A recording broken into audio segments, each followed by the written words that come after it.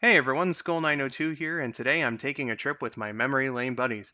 Uh, First and foremost, I must apologize for the absolute confusion that was the scheduling process for this one.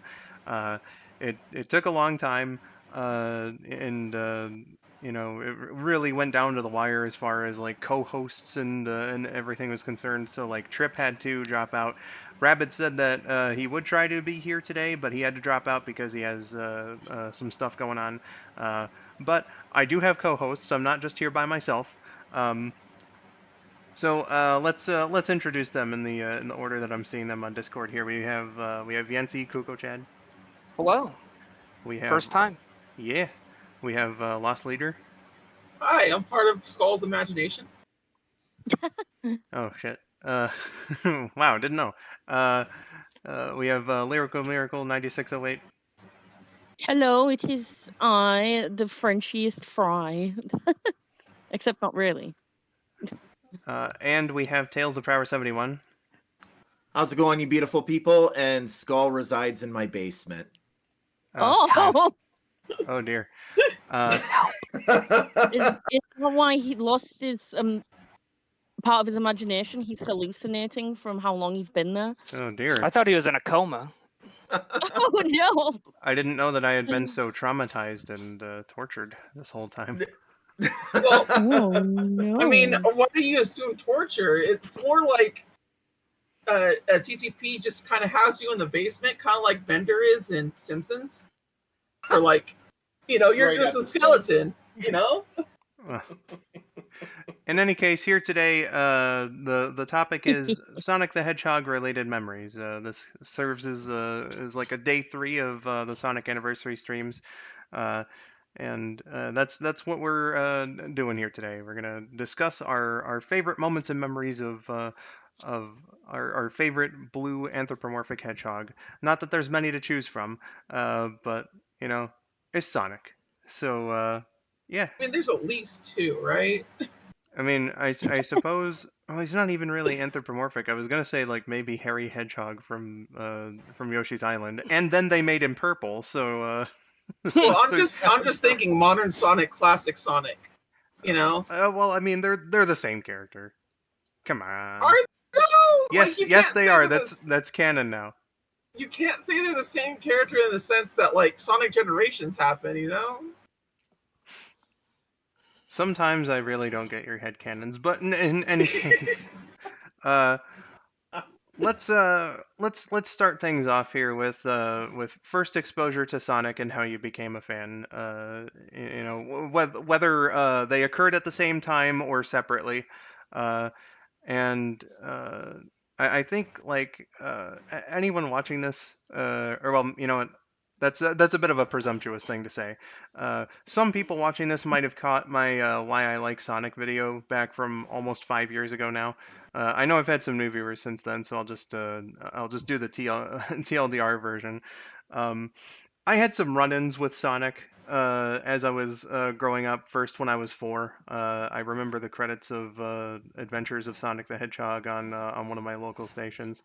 And, every once in a while, I would see him, like a figure of him at Toys R Us or the Sonic Adventure 2 battle commercials. I remember playing that game when it was coming out on a GameCube kiosk at Toys R Us. Um, so, I would see Sonic around every now and then. Uh, and whatnot. I got like mildly interested when one of the kids that rode to school on the bus with me would like bring along his Sonic plushes and do these like really silly dumb puppet shows with them, uh, and whatnot. But the internet, like when I got like consistent access to the internet, is really when I became a fan of him, and I kind of have. It's so weird. I kind of have like YouTube poops and AMVs to thank for getting me into Sonic the Hedgehog. I met Sauce. Let's go. uh, What the this body said the. What the body said the. I had just become 13 years old. I started like looking up Mario stuff, I think, and that just kind of led me to Sonic stuff, because a lot of the same people were doing both. I met a friend who was doing these, especially by the standards of the time, like pretty well edited AMVs. Um, and she just taught me everything that I needed to know, and it blossomed from there, man. Sonic became my favorite media franchise, and you know, loads of memories and great moments of learning about the franchise, playing all sorts of games and everything, meeting a lot of friends along the way. Here we are. Hello, Spidey. Welcome in. Uh, this this is in fact Skull 902 and Co. Uh, so that's kind of my story about how I got into Sonic and whatnot. So I'm gonna turn it to the oldest one of us, TTP. What is your I'm story? the oldest one, Skulls. Did you forget? No, I am almost certain that it's TTP. It's me. Man, you must be old. You must be like 2 billion. I'm about 2 million, yeah. Uh, I'm well, 36, Skulls. yeah, well, TTP is about to turn 40. So, Well, Yep. Holy Wait, shit. factual? actual factual. Actual, TTP does yeah. not look that old. My goodness. No, dude, And I'm the when youngest one here. I'm 23. yeah, he told me he was 39 last year, and I was like, excuse me. Right? Okay, yeah, go ahead. TTP. TTP, Oh my the elder goodness. statesman. Please. What's your story? Back in the No. Impart day your sagely wisdom. when the pyramids were So- built. Yeah, for real. So I've shared this story before in Memory Lane Buddies, but what introduced me to the wonderful Blue Blur was OG Sonic the Hedgehog for Genesis, and my parents for Christmas in 1991 got me a Genesis that had Sonic 1 bundled with it, and that was my introduction to Sonic. And like I liked the game. I'm like, okay, I really like this game. It's good, even though at 7 years old I learned the concept of rage quitting during Labyrinth Zone. Oh, Um, yeah, Valid. As many I- in your generation experienced. yeah, oh, and I never beat that game. Ironically, until my very first Twitch live stream. In 2020, when did I start? 2022? Yeah, 2022. I finally beat Sonic 1 only because of anniversary mode and Origins. That was the only way. oh, Oh. Not the same, honestly. Same. Yeah, like there would have been no way. Now that I've actually have become a little more proficient with it, I'd like to go back and do classic mode where you actually have lives and see like if I can actually beat Labyrinth now. That'd be a fun challenge. So I knew I loved the game right away, but then a year later, in 1992, we got Sonic 2, which my parents also got for me for Christmas. And oh, I fell in love right away because, well, as my username implies, I am a huge Tails fan. And that game is really what made me fall in love with Tails. I loved the concept of Tails. We got a two-tailed flying fox. And I'm like, okay, this is so cool. And when I was a little kid, I wanted to be Tails, like so badly. Mood. Like I wanted to like before I even knew what the term cosplay meant, like I wanted to just be Tails, like dress up as Tails and costume and stuff, and I never could. I could never find anything like Tails costume related. Now that I'm an adult, now I can just jump on Etsy and I could go like get a Tails onesie right now if I wanted to, which is in my wish list. So, Oh man. But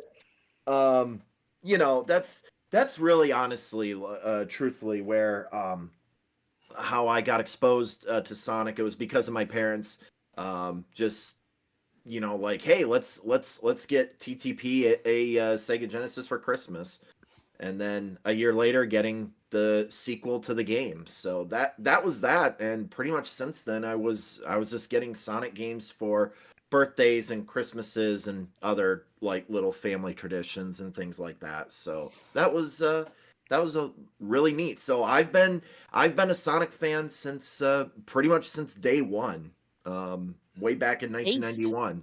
So Chia, buddy. All right, Lost. Your turn. Your Alrighty. introduction to Sonic and how you became a fan. Well, one thing I would like to say that I like how TTP phrased it in the sense that like getting TTP at Genesis is just like a standard thing they do for Christmas. Let's just Every get year. TTP at Genesis. Yeah, pretty much every year. So you got like 40 of them now. Yeah, yeah, right. we need to help TTT budget. Well, But- listen, he had to get Actual the question. he had to get the Genesis with the Sonic 1 pack for Christmas '91. Then he had to get the deal where you bought a Genesis and got Sonic 2 free. Then 93, you had to get the, I believe in America, it was the Model 2 Genesis with Dude. Sonic 1 and 2 And bundled in. and then in '94 it was the Lion King. And so on Oh. and so on. Then you got the Japanese Mega Drive with Sonic 3 bundled in. Of course. Let's go. Sorry to interrupt, Lost. What's Yeah, I'm Oh, sorry. you're fine. You're fine. I was the one that interjected first on that. But on to the actual question. My first exposure to Sonic was actually the cartoon show, The Adventures of Sonic the Hedgehog. And for those that are unaware, the first episode actually deals with the fact that he actually meets Tails, and like that to me was really interesting in the way that the characters were designed and everything. And I did know of Sonic in consideration of like the games that were out, but I never actually got the chance to actually experience what Sonic was like. So like Avengers really made me endeared to him, but what really sold me on Sonic as a whole was actually coming across Sonic Saturn, just randomly, because for some reason they decided to have two cartoon shows at once. I don't know why. Suffice to say, I was generally surprised how good Sonic Saturn was in terms of a story. I really, really liked what they did with Dr. Robotnik. I loved how they upped the stakes, but like in such a friendly way that like it was still for kids. Like roboticizing legitimately seemed like a scary concept as a whole, and just like that opening song to Sonic Saturn is just like what sold me and made me a fan. Like The Fastest Thing Alive is such a really catchy tune, and just like it Hell still yeah. sticks to my head to this day, you know? Yeah. He's the fastest thing alive. So What a good song. so you became a fan through the cartoons. Legitimately just through the cartoons. I did not play a Sonic game until we'll mention later. Gotcha. So we have one for AMVs and internet culture, one for the games, and one for the cartoons. Miracle, how did you get into Sonic? Okay, well, I interestingly got into Sonic through PC ROMs, if anyone remembers those. Oh, I do. Good times, good times. Good times. Good Yeah, times. so we had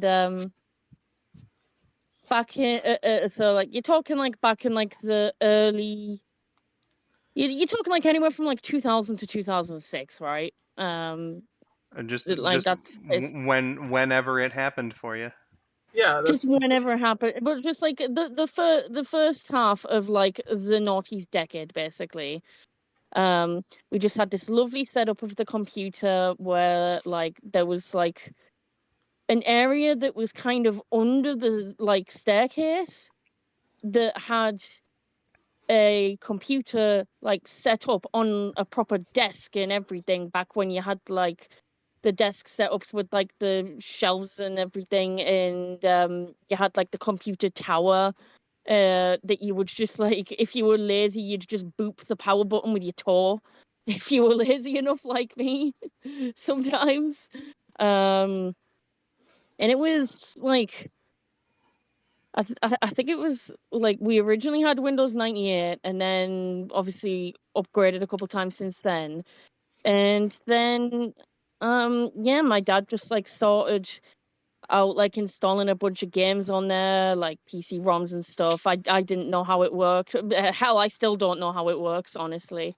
And my very earliest memories, the very first Sonic games I started with were specifically the Game Gear versions, which again I had both versions on the PC ROM. I was like, why when I look through this list does it say Sonic 1 and 2 like twice? And then I checked it out, and then I realized why. I was like, oh, okay, cool. And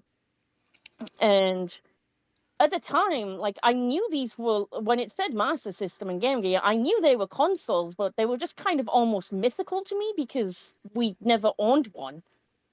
As far as I know, anyway. My brothers may have owned one, but I don't recall such a thing. But I was just like, yes, just these were consoles from back in the day. It wasn't really that far back in the day, but it was to little baby brain me. And I played, I tried to play specifically both versions of Sonic 1. Never beat either of them. Didn't get very far in them, to be perfectly fair. Specifically Game Gear Sonic 2. Never did try out. I don't even remember.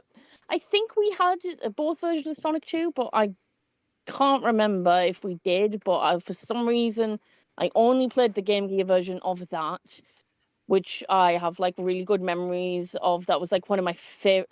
It was like one of two favorite Sonic games. It was Game Gear Sonic 2, which I just poured hours I'm into. so sorry.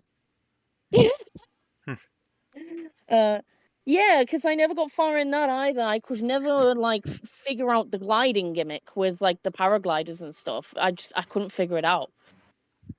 Obviously, I could now, but never got far through it. But I still enjoyed it anyway. And the one that was my most favorite was Sonic Chaos, which I I never remember if it is the Master System or Game Gear version that I had, because there are some slight differences in, and I did check out the differences a while ago and like figured out which one I had played, but then I've forgotten again, so I'd have to like watch playthroughs of them again. And I finished the game, just never with the emeralds, but that's fine. But that was the one I used to play the most. Sonic 2 8-bit, Sonic Chaos, and also the Sonic Drift games as well. I found them really difficult but really fun. And I have really funny memories with those games, especially with Sonic Chaos, because I was like, I'm gonna say it right now, I was such a sensitive little bitch when I was a kid, right? And I'd just like get like annoyed and cry at so much like petty shit basically. But I remember a good few times I asking my dad to help me with I don't know what its name is, but specifically the boss of Gigapolis Zone from Sonic Chaos, like the second level, that like one that looks like a really giant blue caterpillar thing that like fires its body parts at you. Yeah. I would really struggle with that, and I'd always get him to beat it for me. And he was like he basically had to teach me how to beat it. So eventually he would have me practice it. And I just remember this one day when we just both rejoiced I finally beat it. I was like, Daddy, I did it. And he was like, yeah, great job. And it was a really nice bonding moment, and it was really good fun. And yeah, I just ended up becoming a fan that way through Sonic 2, Chaos, and the Drift games. So then, and like later on, I would find out, oh yeah, there's cartoons of this, and the ones I watched the most of were specifically Sonic Underground, Sonic X, and I did watch little bits of both of the original cartoons, but it was mainly Underground and X. that I watched. And then I just like turned to YouTube, like, yeah, there's got to be some Sonic stuff on YouTube. And lo and behold, there was. And here I am today now on YouTube, voice acting and streaming and co-streaming in the Sonic community, and it's great. And we have Sonic to thank for that. So hell yeah, really glad that's been such like a pivotal like franchise in like so many people's lives, and like has brought so many people together and like made such good memories with people that continue today, and that makes me really happy. That's very sweet. So yeah, that's my answer, my very rambly answer to that question. Yeah. Gotcha. So your answer was like TTP Lost to Mine kind of combined. Yeah, it was like all combined basically, like yeah, literally just all three of yous just combined into one answer, but it was like first the games, then the cartoons, then YouTube, like in that order, Yeah. and it just kind of stuck around forever, and he ain't going anywhere. Yeah. Yeah. Also, hello, Great Waluigi. Yes. Wow. Mm. Welcome to the stream. Wow. Okay, so that's Miracle's answer. Yancy, we have you, and I know you've told me before, and I think just from like your Very different. your circumstances, you have very unique circumstances, which I think makes an interesting story. So And I guess you'll also Oh. get, I guess, a more Eastern perspective yeah, on Sonic, I guess. yeah, that as well. So Wait a second, I thought this was a Mario retrospective. I don't even Uh-oh. like Sonic. What He didn't get the note. no. They didn't get the note, Skulls. oh dear. Oh no. thought we were talking Man about Dragon doesn't Ball. know. Oh my. Okay, no.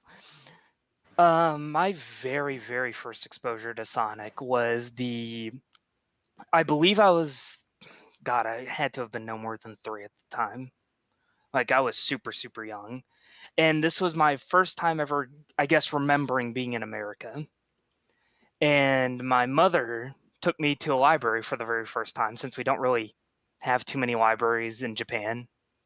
And the story behind the trip was that she wanted to take me to America to get me more used to the country, because she knew I was going to be back and forth a lot throughout my life. But Yeah. the very first thing I ever remember of Sonic was at the library, and there was an old VHS copy of Sonic Sat AM.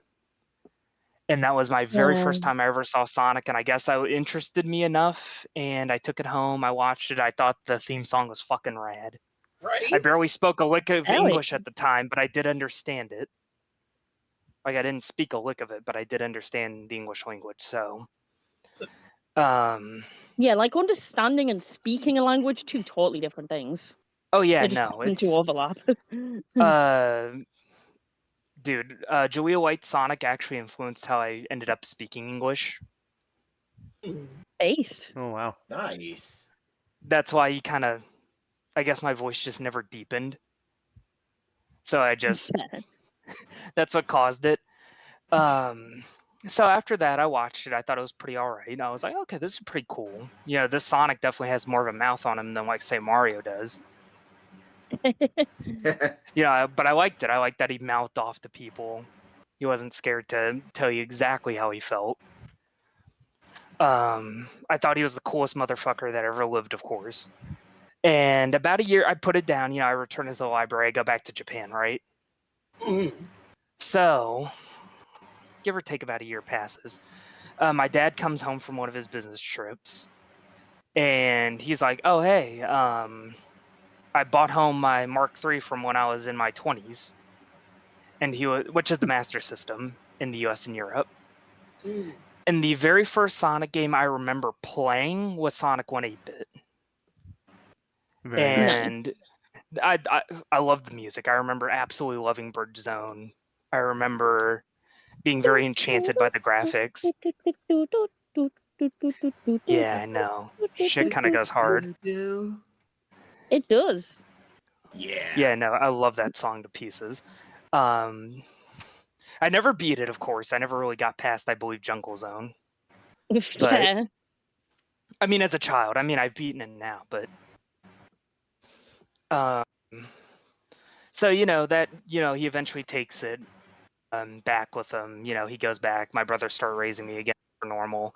About 4 months after that, I eventually got my Saturn as a hand-me-down from my oldest brother, and he actually given me one specific game because I guess he had like one of those like really late release Saturns that he eventually got like the "This is cool" on the top of the disk drive. I don't know if anybody knows what I'm talking about, but Saturn was a lot more popular in Japan than it was in the US. And I had gotten a Japanese Model 1 Saturn, the gray one, and it came with the game. And I guess he had 2 copies or whatever. Maybe he went out and I'm not sure. I never got that specific copy of this game. You are. I'm sorry to interrupt your story. You are kind of cutting out a fair bit. Here, let me try and leave call real quick and come Yeah. back. Sorry about that, folks. All right, can you hear me better? I heard that sentence better. Okay. Is this better? Is this better? Yes. Testing? Okay. Sounds good. No, but my brother eventually gave me handed me his Model 1 Japanese Saturn, like the gray one. And because he had gotten a later release, like a much more, I guess, reliable model, I guess we should say. And I'm not sure where he got this copy of the game from. Maybe he had 2, maybe he got it just at a pawn shop or something like that. Because Saturn games are, especially if you don't import them and you're actually in the country, they're super cheap. Like, they're incredibly cheap. And that was Sonic Jam on the Saturn. And that was the very first Sonic game I ever owned. Oh, Nice. And I thought it was beautiful. I immediately fell in love. I'd played nothing but the classics for many, many months. So, I know you were playing Sonic Jam in the call just before we started this and Yeah, whatnot. just So, memory like, lane. so, I take it then that your love for the franchise, you said it increased by playing Sonic Jam. I take it that like going into the various places around Sonic World and learning about the characters and whatnot. Yes, there's Also, just straight up a history of Sonic. It literally was meant for people like me that didn't know who Sonic was. yeah. So like you also did like a fair bit of learning about the franchise as a whole through that Like the as well. Macy's Thanksgiving theme, and the fact that there was an OVA out there, and the fact that like all the old commercials. Yeah.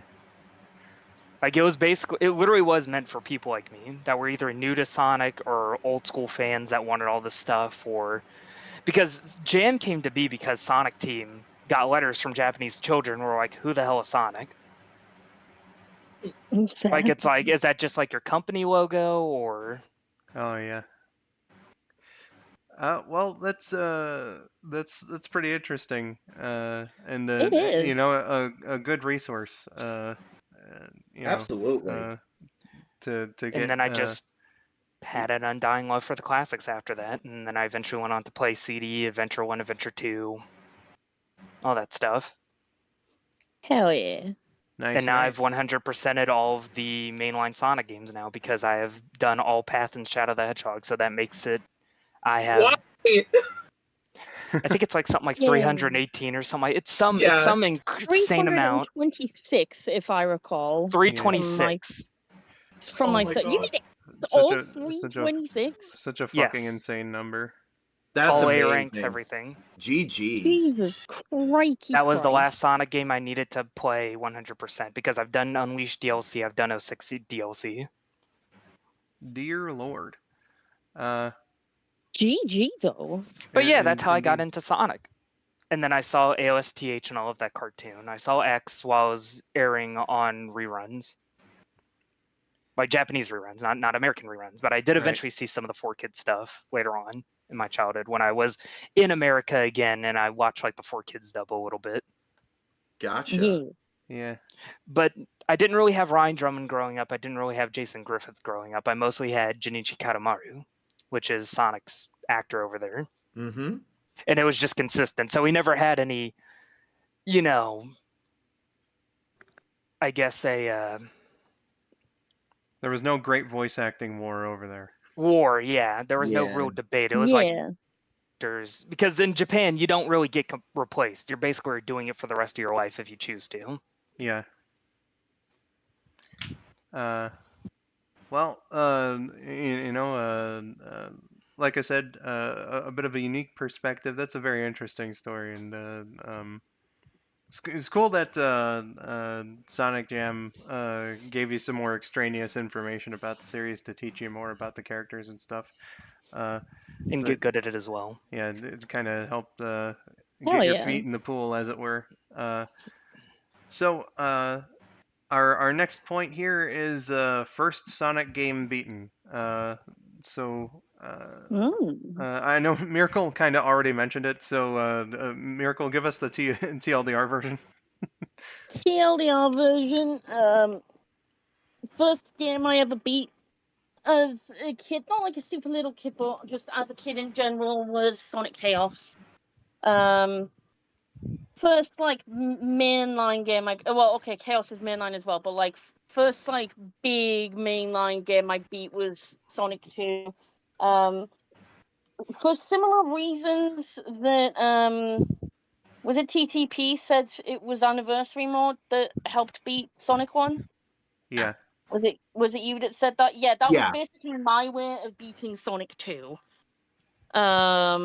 So yeah, but first was Chaos, but then first like as an because it was only Chaos like as a kid. I'd never managed in all 27 years of my life to beat any Sonic games until Sonic 2, which was like last year, and I've beaten it with all the emeralds now. Makes me super happy. And yeah, now just on to beating the rest of them and just having fun with that. So what about the next interviewee? We'll turn it over to Lost. What was the first Sonic game that you beat? Well, the first Sonic game I beat was actually from the Sonic Anniversaries collection. The one we Oh, got over here, the Mega Collection. hell Uh, yeah. Oh, I beat it. I beat Sonic 3 on there. That was my first real exposure to it. 3 Um, standalone. yeah, just 3 standalone. I did not play Sonic 3 and Knuckles. I still have not played Sonic 3 and Knuckles. Wow. whoa, I've played hold on. Sonic You're 3, you're missing but the not. whole experience. Really? This is the whole experience. I got what I got. You feel me? Like I had a fun time with that. And over the course of the years, I don't really regret playing just Sonic 3. Um, Honestly, I had a good time with it, and it's kind of what made me continually go and play the other games. Sonic and Knuckles, honestly, it was just fatigue at that point that I did not decide to play the rest of it, either as the sequel to that game or as like a combination of the two. I felt it was a little bit too much comparatively. I'd rather have just played other Sonic games. Not to mention that like I was still like on the hopes of wanting to play and beat the first Sonic games I played, which was on the Game Gear, Sonic 2 Game Gear, and then Sonic Triple Trouble. Which oddly enough, I beat Triple Trouble like I want to say probably like a year after I beat Sonic 3. So it was kind of an interesting situation that I played Sonic Triple Trouble before the fact, but I was never able to beat it till then. But Sonic 3 has a save feature, and it really helped in that regard when it came to playing Sonic, because I was still not that good at the whole entire situation, and just like with Sonic games, you get better as you keep playing them over and over again. So that's kind of just how I went through it, and believe it or not, my first actual character I played as was Knuckles in Sonic 3. It was it wasn't Sonic. So yeah, that's my first beaten game for I Sonic see. at I least. see. Nice. Um, I feel you on the beating Sonic 3 helped you go back to the others. That was CD for me when it comes to the classics specifically. Yeah, Because I would have a rough time with the classics, but CD is an easier Much game easier. comparatively. So beating that one, Agreed. gave me the confidence to go and finally eventually take on 1, 2, and 3. Knuckles, beat all those. I don't know why I keep forgetting, but I have beaten CD, but again, that was only recently as well. Sorry, continue. TTP, your first beaten Sonic game? So for me, it wasn't Sonic 1. My- Oh, my- those Sonic 1 beaters. Yo. The first Sonic game that I successfully completed was Sonic the Hedgehog 2 on the Genesis. What? That The one with the tails? yeah, the one with the tails. The one with Yeah. so that was my that was the first one, and kind of the fun story behind that is I'm not going to dive too much into this one because it's going to come up later. But the TLDR of it is I remember watching my cousin beat Sonic 2, and I was just like, whoa, I want to do that. We were little kids, and like I always thought he was the gamer god growing up. So I was like, I want to do that. So it took me a long time because the parts I struggled with, like being legally blind is very tough. Like I had to basically develop very good muscle memory over time playing it, so I had to grind for the muscle memory to actually beat Sonic 2. Now, the funny or not the funny, but the interesting part of that is I beat it straight up. I was never I never went supersonic or anything like that. I did not get all 7 Chaos Emeralds because these special stages made me want to rage quit heavily. They were a struggle. I could usually get 2 or 3, but the remaining 4 were just like, oh my god, it was such a struggle. Yeah, it wasn't until on stream, ironically enough, I think last year actually, and I think Skull was there for it, where I actually was able to get all 7 Chaos Emeralds and go super for the first time in my life. So Yeah. that, and I think it took me like 2 or 3 hours to actually like just inside special stages. And this is where I thank God for Sonic Origins, because you got to retry. As long as you have the coins, you can retry as many times as you want the special stages. So that saved my butt big time. So yeah, there it is. First Sonic game beaten. Yeah, that certainly helps with the retries and stuff. I think I remember being there at least for part of it, but it's a little hazy. But All good. like it's kind of there. But yeah, so you were like you said you were grinding out. So like I'm just imagining a small TTP every day. As soon as homework is done, as soon as dinner's finished, it's off to the Genesis. Yep, that's how it was too. The Genesis Cold Mines. Yes. Back to the mines. The Indeed. salt mines. The salt mines. The largest deposit of salt in the world. TTP's Yep. colon. Actually, it wasn't really a mine. It wasn't really a mine. It was a mystic cave. Yeah. You know. So Yancy, what was the first Sonic game that you conquered? Same as TTP, actually. Sonic 2 on the Mega Drive. Mm.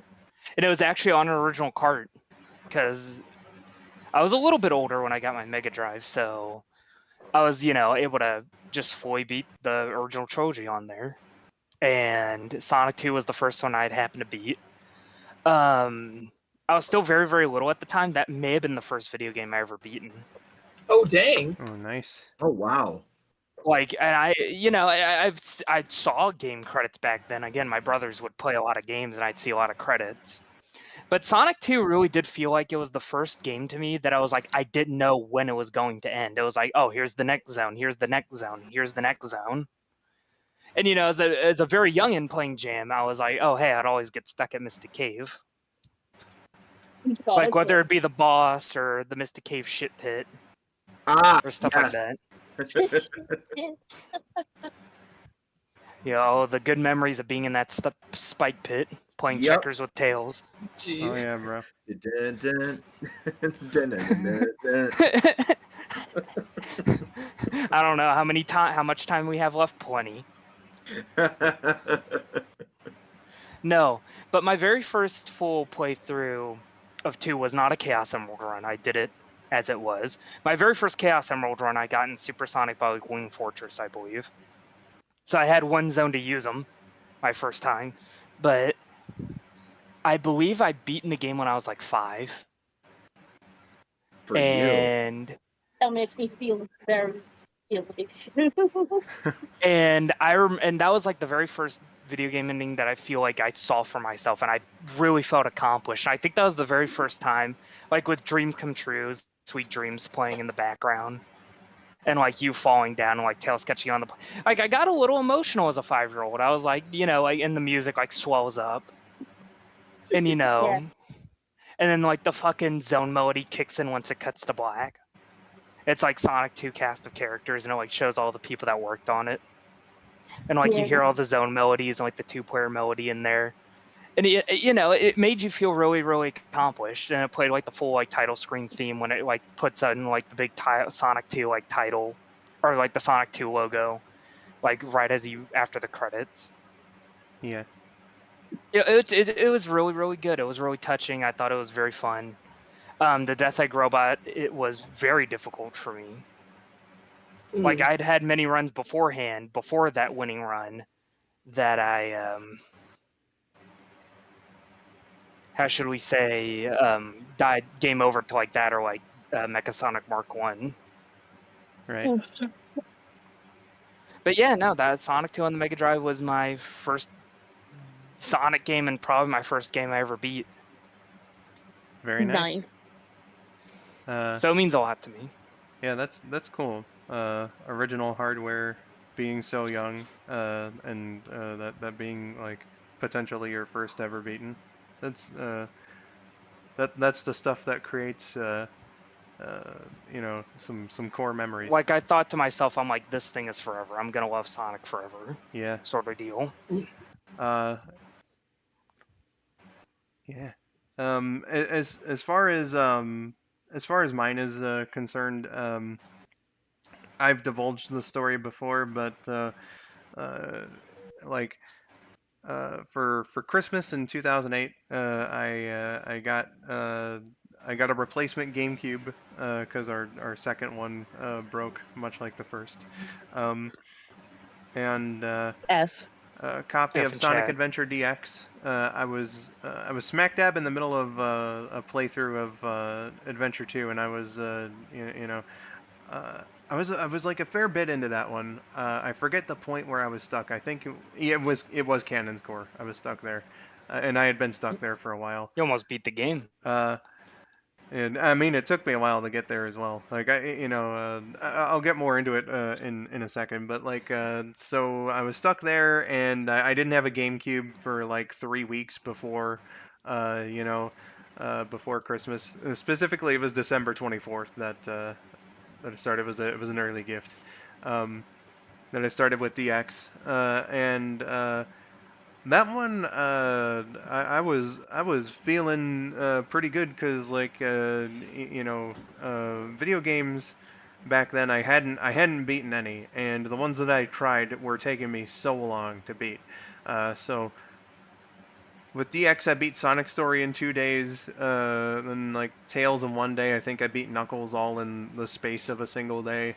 Amy's was 2 days, and I was like, I'm feeling way better at this than I have at any other video game, and it just kept going like that until the early morning hours of January 2nd, 2009.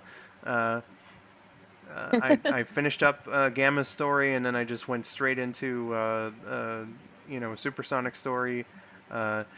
and it took me a couple tries, but and I damn near lost. Again, I think my ring count was like 4 when I got Oh the last shit. hit on Perfect Chaos, but there it was. It was just me and my little sister, and again, it was like the early hours of the morning, so like it must have been like somewhere between like 3 and 5 a.m. When this was all going on. So Wow. we had to celebrate kind of quietly, but it Wow. was just us two there, at the tail end of Christmas vacation. And it was rewarding, and Hell yeah. especially because I had been playing video games consistently for like 7 years beforehand, and I had never beaten a single one before then. So for that one to be my first, it was a very special one, for sure. And it took me like another month and a half, but I went back and I kept grinding at Sonic Adventure 2. Eventually conquered Cannon Score. Took on the Bio Lizard. That one took me a while as well. Uh, and then I beat the game, and I feel like had it not been for that confidence boost that Adventure DX gave me, that I might have been stuck on Adventure 2 for longer.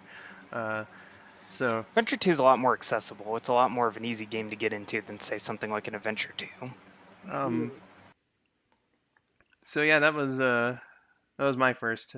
Just a nice cozy memory from back then. Just 14 years old. Again, just the tail end of Christmas break. Uh, and again, early morning hours.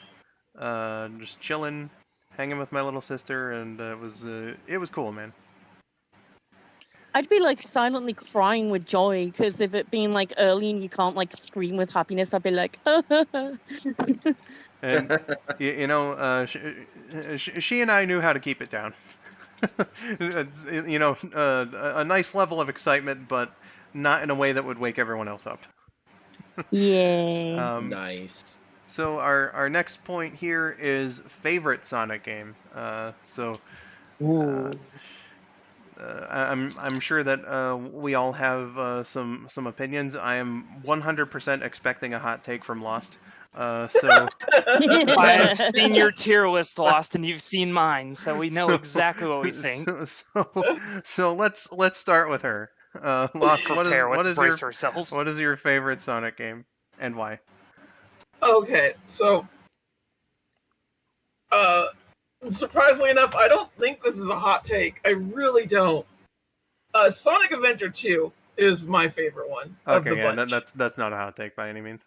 Yeah, but I do want to make it very specific that I want to say it's the Dreamcast version over just the GameCube version.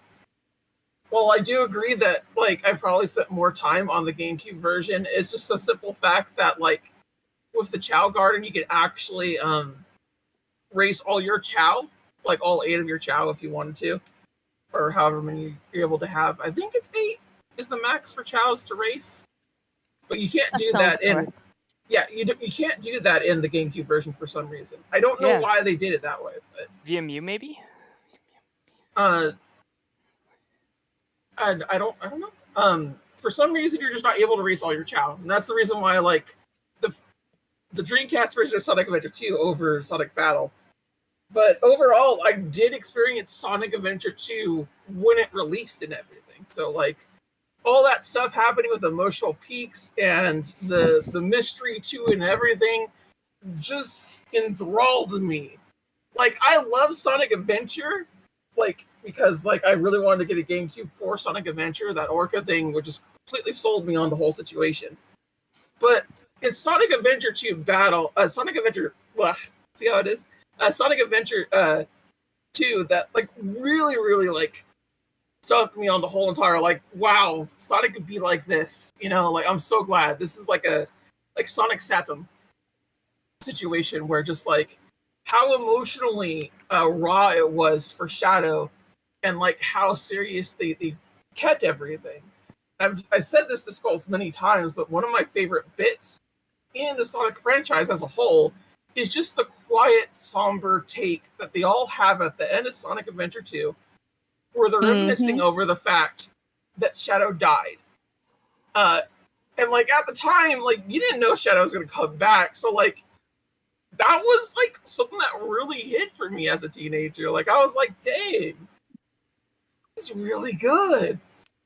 And then like on top of that, just the story is one thing, but like the gameplay itself, I think, is what really ramps up the whole entire situation here for me. And I love video blames so very much.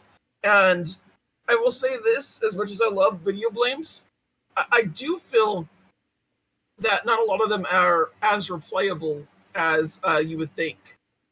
And Sonic Adventure 2 is not that case. It's very replayable in the sense that it makes you want to like do all these missions that it has towards each other, and makes you want to get like various A ranks and whatnot. And like it consistently pushes you to play the game over and over again, either through the Chow Garden mess or just through the addictiveness of getting A ranks.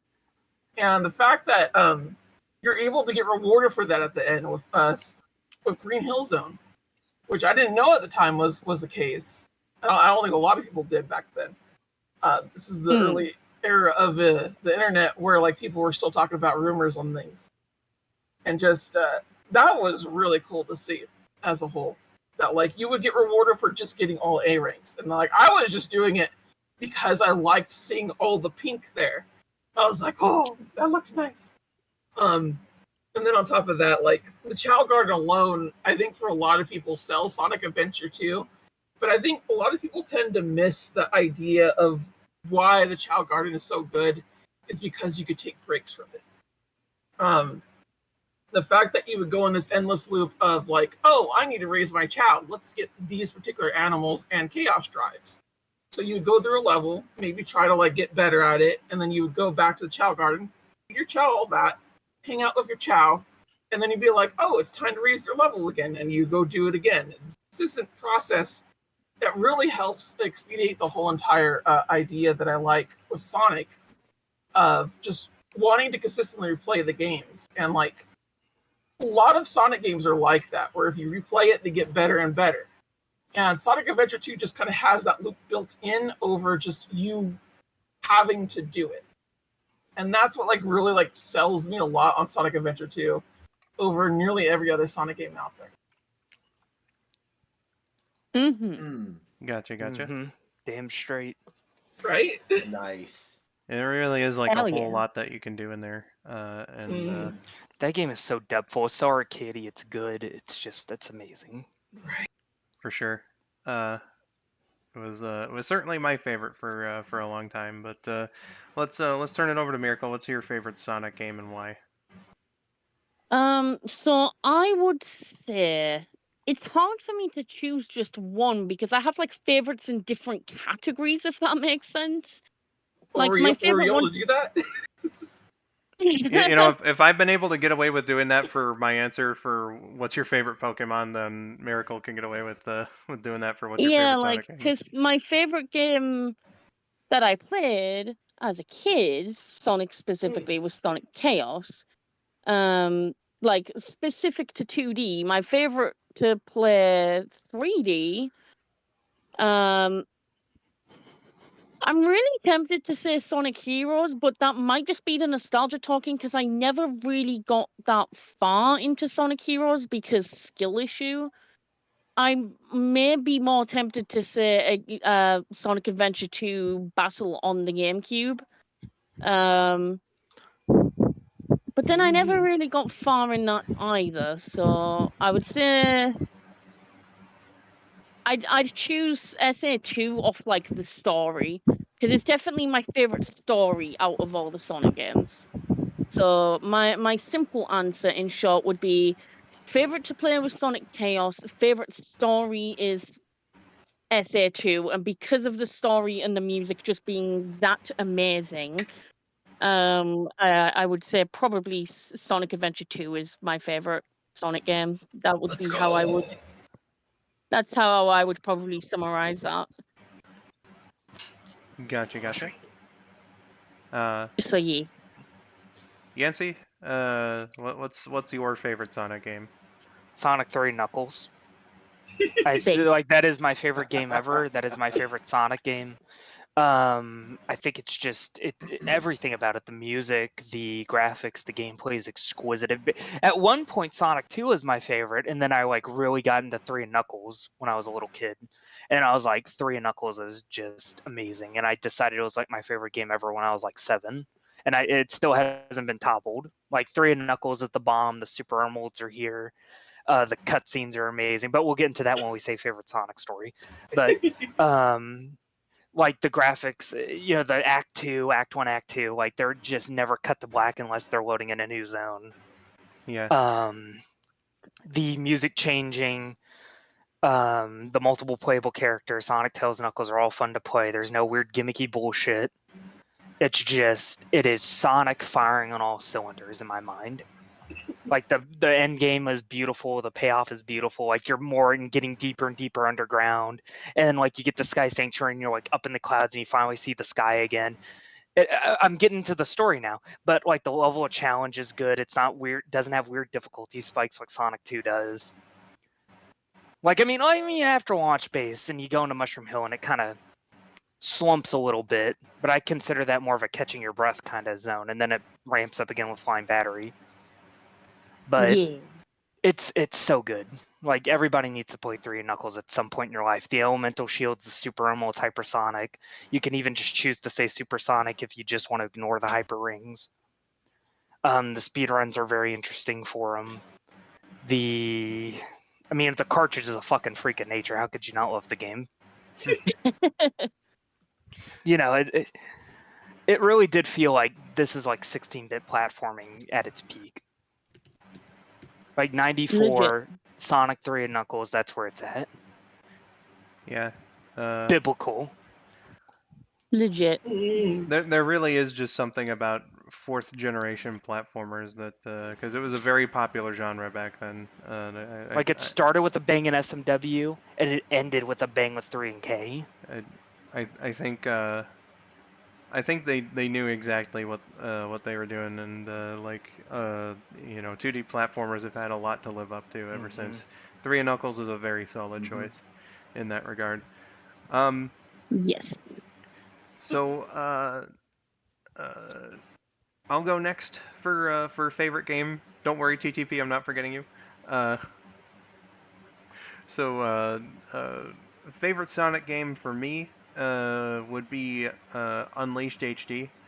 Really? Let's go! That's such a neat choice, Calls. That's such a cool. Yeah, so like I know that there are Sonic games that purely gameplay wise are objectively better. We just talked about 3 and Knuckles, Sonic Generations, even Frontiers, those are all really solid games, and hold special places in my heart as well. But I'll have to save some of my comments for the fan question, but like the unbelievable level of immersion that I felt with Unleashed, its levels, even the Werehog, there are some that definitely would need an overhaul in my mind that are too combat heavy and whatnot. But there are plenty of levels with the Werehog. There are at least enough where like the focus is a little more on platforming, and I think that's where that gameplay really shines. You cannot tell me that Jungle Joyride at night is a bad level. I'm sorry, you are objectively wrong. God, Preach, brother. The music easily my favorite Werehog level.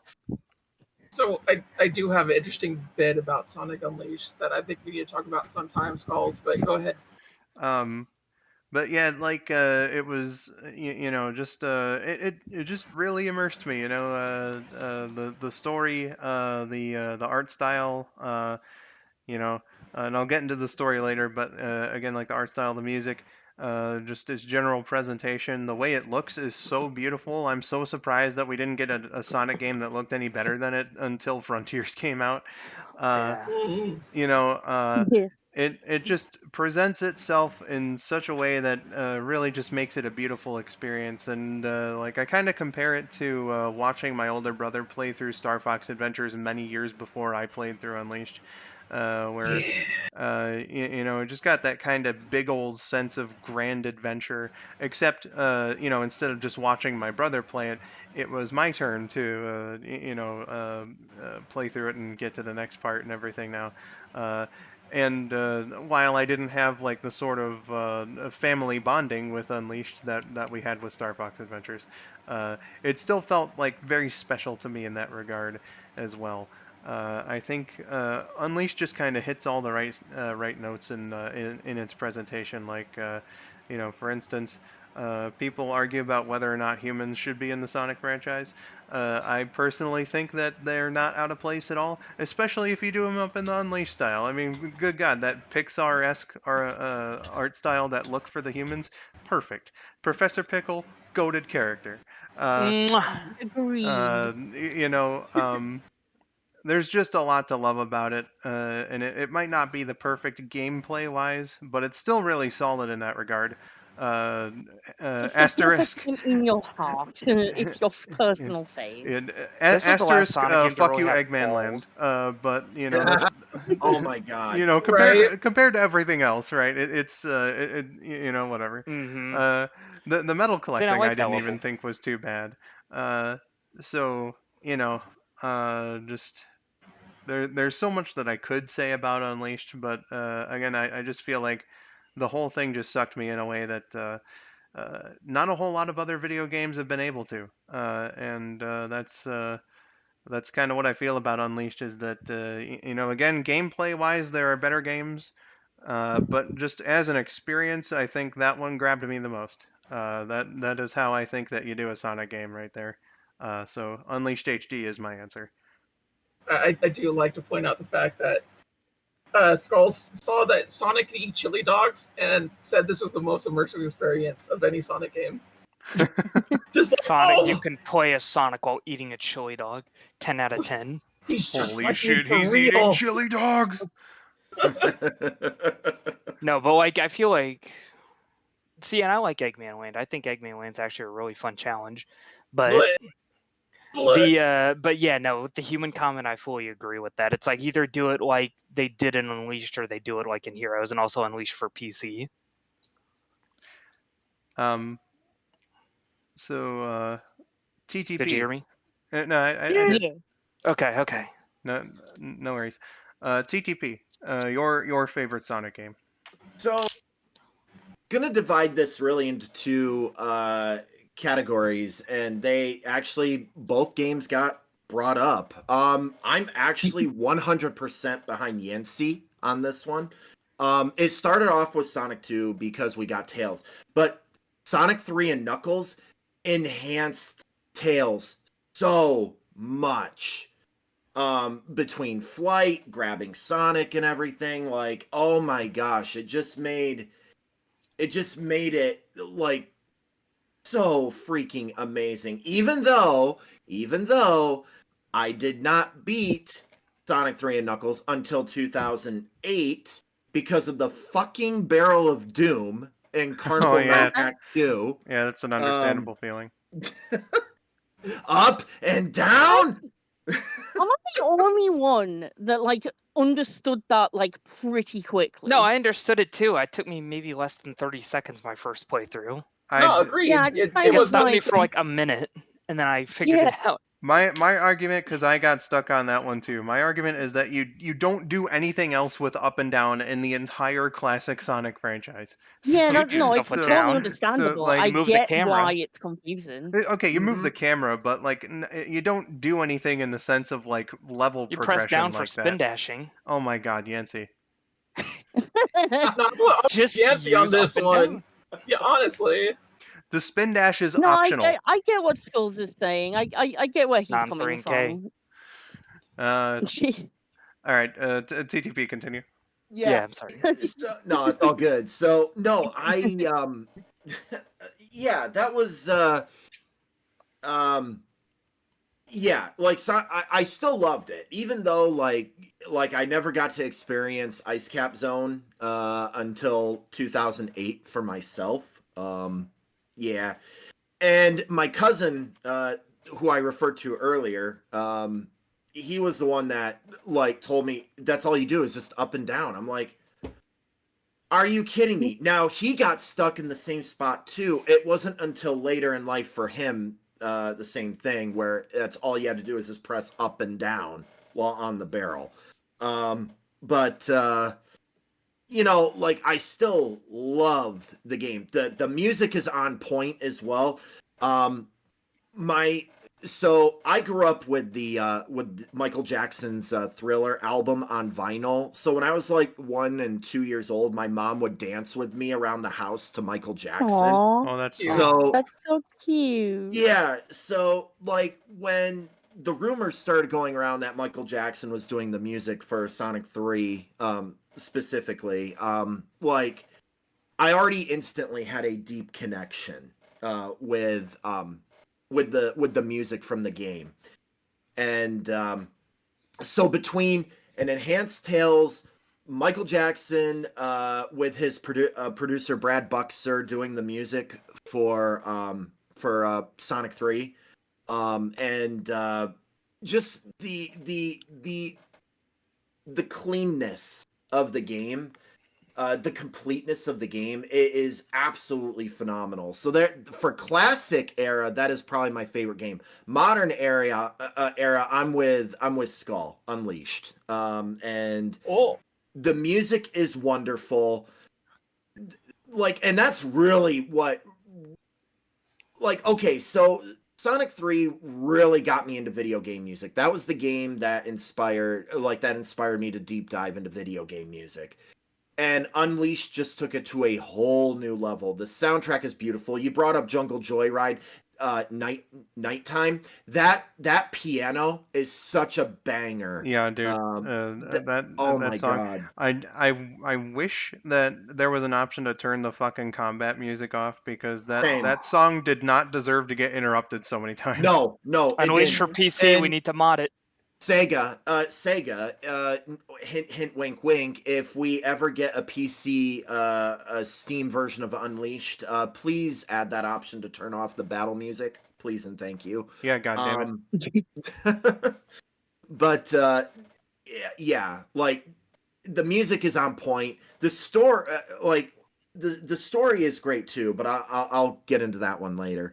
But just oh my gosh, it's just so good. And even though like because I don't have 3-dimensional vision, I can't see in 3D. So it makes it very, very, very, very difficult for me to play. I still enjoy it. Like, even though I do require help with it at certain points, like it's still an absolute fun game to play. It's amazing. It's so good. And Hell yeah. that's those are my answers. And real quick, somebody you were talking about chili dogs a little bit ago. Funny enough, so I actually just ordered like a bunch of chili dogs to celebrate Sonic's birthday. I know it was yesterday, but I ended up sleeping most of yesterday because of a ham radio event I was a part of. So normally I eat chili dogs on Sonic's birthday, but I'm doing it today, and the delivery driver is almost here with my chili dogs. Yay. So Gotcha. really excited about that. But yeah, anyway. All right. I'll be sure to turn it over to you for the next question a little later so that you can take care of that. Sounds delivery. good. So yeah, we got some banger choices for favorite game. Yeah, Theme all great people games. choices. Yeah, buddy.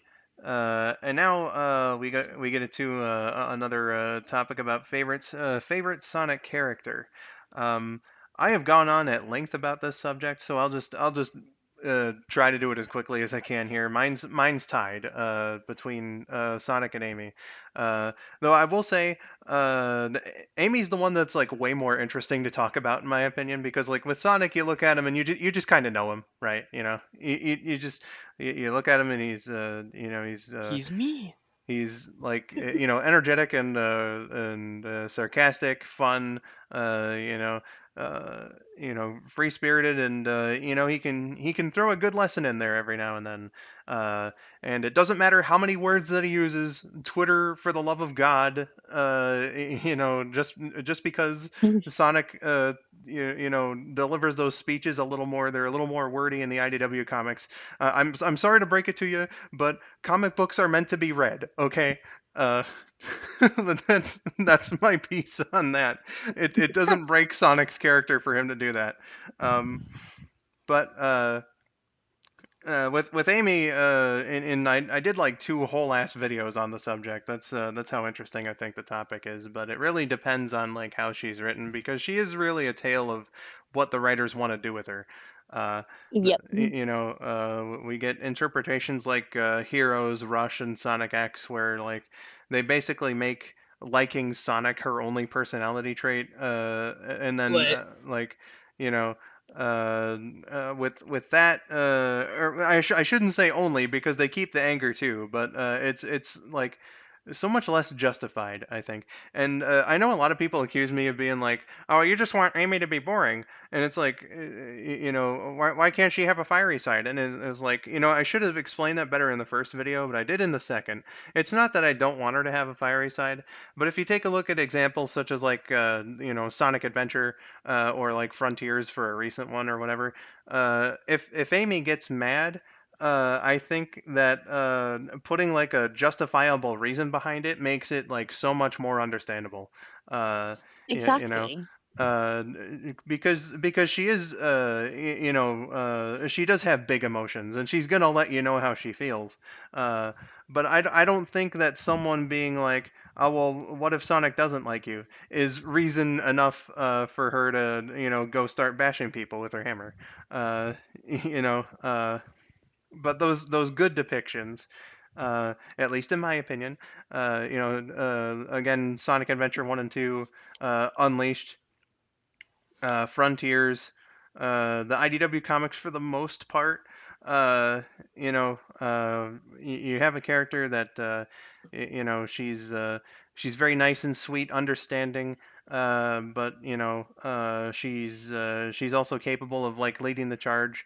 Although not on like a global scale kind of thing, and that's what I think made like the beginning parts of her IDW character confidence arc interesting. They kind of fucked it up at the end, but that's just my opinion. Um, but a capable leader in certain situations. Um, you know, just again very open and emotional. I think she's like really the heart, the caretaker of the team, and Exactly. it makes her very versatile, not just like emotionally and with dialogue and stuff, but she also has a very varied set of skills as well, and that's just what makes her tied for my favorite. And while again, Sonic is also in that first place position, that's also why I think Amy's way more interesting to talk about. So I wanted to ask Alls in particular, what do you think of her portrayal in Sonic Boom then? Sonic Boom, well, like it's a more comedic take on the franchise. I think they hit the right notes on that one. Uh, you know, where I mean, she's basically got like all the same things going on, except like she's also a bit more neat and proper, and whatnot. So like she's not that much different. You could also like say like keeping her crush on Sonic like a secret is also a thing. But like on the whole, it's not very much different. So I think they portrayed her in Boom all right, especially in the case where again like it's a comedic show. So any breaks from the normal Amy portrayal can be justified in that it's a comedy show. Yeah, I Yeah. definitely like her in the sense that she feels unhinged at certain points. Uh, and like that to me is like what I really like about Amy. And like I could agree with you there. Like the anger could be justified in that sort of way, but I also like it in the comedic effect too, of just like her flipping out over the whole situation. Yeah, like you that know, works more so for Boom. Yeah. yeah, it works. It works for Boom. I'll give you an example where it works for in a way that's both justified and like comedic. Where like say the end of Sonic Riders, uh, right? Mm. You could think that like Sonic was trying to do the right thing or whatever. But he really didn't need to do that. So I think Amy was perfectly justified getting that pissed off at him. You know. Yeah, I don't blame Amy for getting pissed. Uh, so yeah. Um, Miracle. Uh, your favorite character? Okay, so my favorite character is, and TTP will agree with me on this, is Tails. He is my Yeah. boy. Wait, hold the fucking phone. TTP's favorite character wasn't Heavy. Oh, Yeah, I was the surprised by People's that too. Champion Bomb. No, big spoilies, I know, but yeah, Tails is my favorite. But Sonic is a very close second. It's like a similar thing to you, Skull, but not quite the same because with you, Amy and Sonic are tied, but mine is more so like Tails marginally beats Sonic, but for similar reasons, like that Amy slightly beats out Sonic for you sometimes. Like she's more interested. Like it's the same for Tails. He's more interesting to talk about, and that's not to say Sonic isn't interesting to talk about.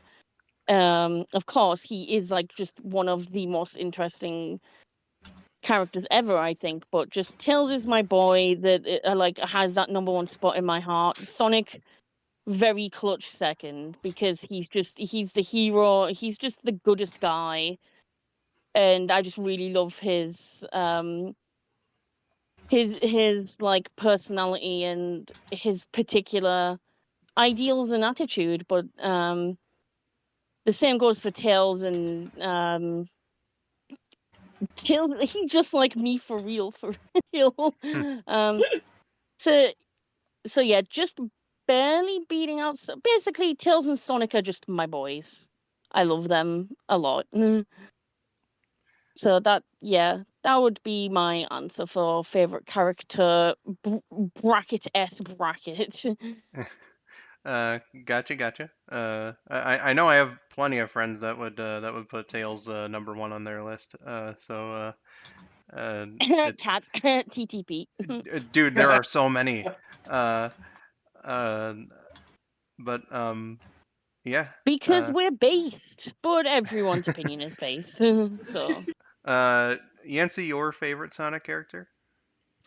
That would have to be good old Rad Red himself, Knuckles. hell yeah. Chuckled. One of the first video game, yeah, good old Chuckles. Yeah, no, he was like one of the first video game characters that I felt like to me like really like left an impression with like the personality. Yeah. So it's like, it's like he was like the first like really morally gray character I saw back in 3 and K. Like it was Mhm. like, he wasn't a bad guy because I mean you could play as him, but but he wasn't a good guy. He was more like, you eventually find out that he was tricked and you feel bad for him by the end of the game. And his story is kind of like his redemption, like he's actually going to protect his island this time. Mhm. And I just think he's cool. I think he has rock hard fist nipples. He's great.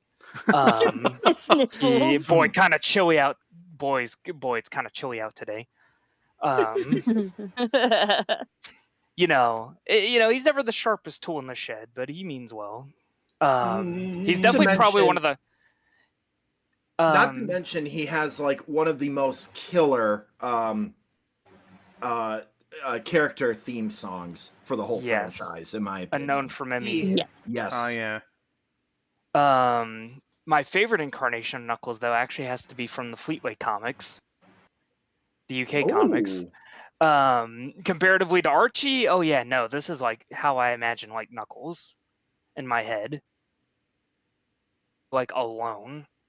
Yeah, let's go. And like is willing to go to insane lengths to protect the Master Emerald. Like when the floating island like sunk down, he literally had his Master Emerald and he carried it around with a wagon with him. Like chained up, good boy. like chained up in a box, like making sure nobody was getting their hands on his Master Emerald. Even without the island, Oh, it's like, no, I'm still guarding you. The Hell mental yeah. image of the Master Emerald in a little red wagon. It exists in panels. Yeah. Can we get those panels right now? Shoot. I'll search for them later. But no, I love Knuckles. I love his like bickering with Sonic. I love any time they fight, whether it be the comics or the shows or the games. I mean, outside of Sonic Adventure 1, I mean, you know, oh no, give it your best. Oh no. Oh no. Oh no. Oh no. Give it your best. Oh no.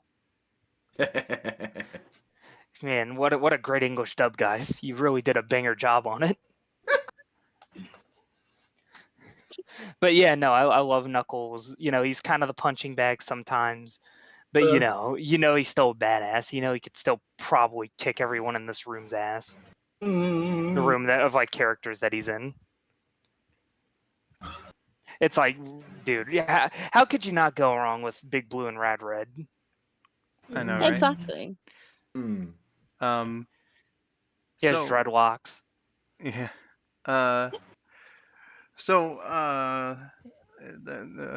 Knuckles is yours. I know Lost is gonna have a completely different opinion. Lost, who's your favorite character? Princess Elise. Yeah, surprisingly enough, I actually do have a different opinion on this. This is a fairly recent update too. Oh, right. But I would like to say that Knuckles is still one of my favorite characters of the Sonic franchise, and I do like how he's depicted in the comics and everything as such a lonely character that has a lot of depth to him that just isn't explored in a lot of other places, aside from, surprisingly enough, a Sonic live action movie. So just to add extra flavor to it, like I still have a lot of like love and regard to Knuckles. But if you're talking about favorite Sonic character, I'm gonna have to give it to my girl Surge. Oh, shit. Pretty baller. I really, really like her a lot. I was surprised to find out that she's in Sonic Dash and Sonic Forces Racer. Speed battle. Actually, based choice. I'm not gonna lie. Yeah, dude. I think I put it on Twitter once. Although, like this current thing that they're doing is kind of disappointing in that respect. But we'll see where it goes. I'm gonna reserve full judgment for whatever. But like, it just seemed for like her first couple of appearances that whenever Surge and Kit were there, the quality of the comic went up tremendously. They are legitimately, in my personal opinion, two of the best things that the Sonic franchise, movies, comics, video games, whatever, just as a whole, two of the best things that the Sonic franchise has ever produced. Surge and Kit. The best characters to introduce since like Shadow, in my opinion. Like 100%. they're so good, or Omega. Yeah.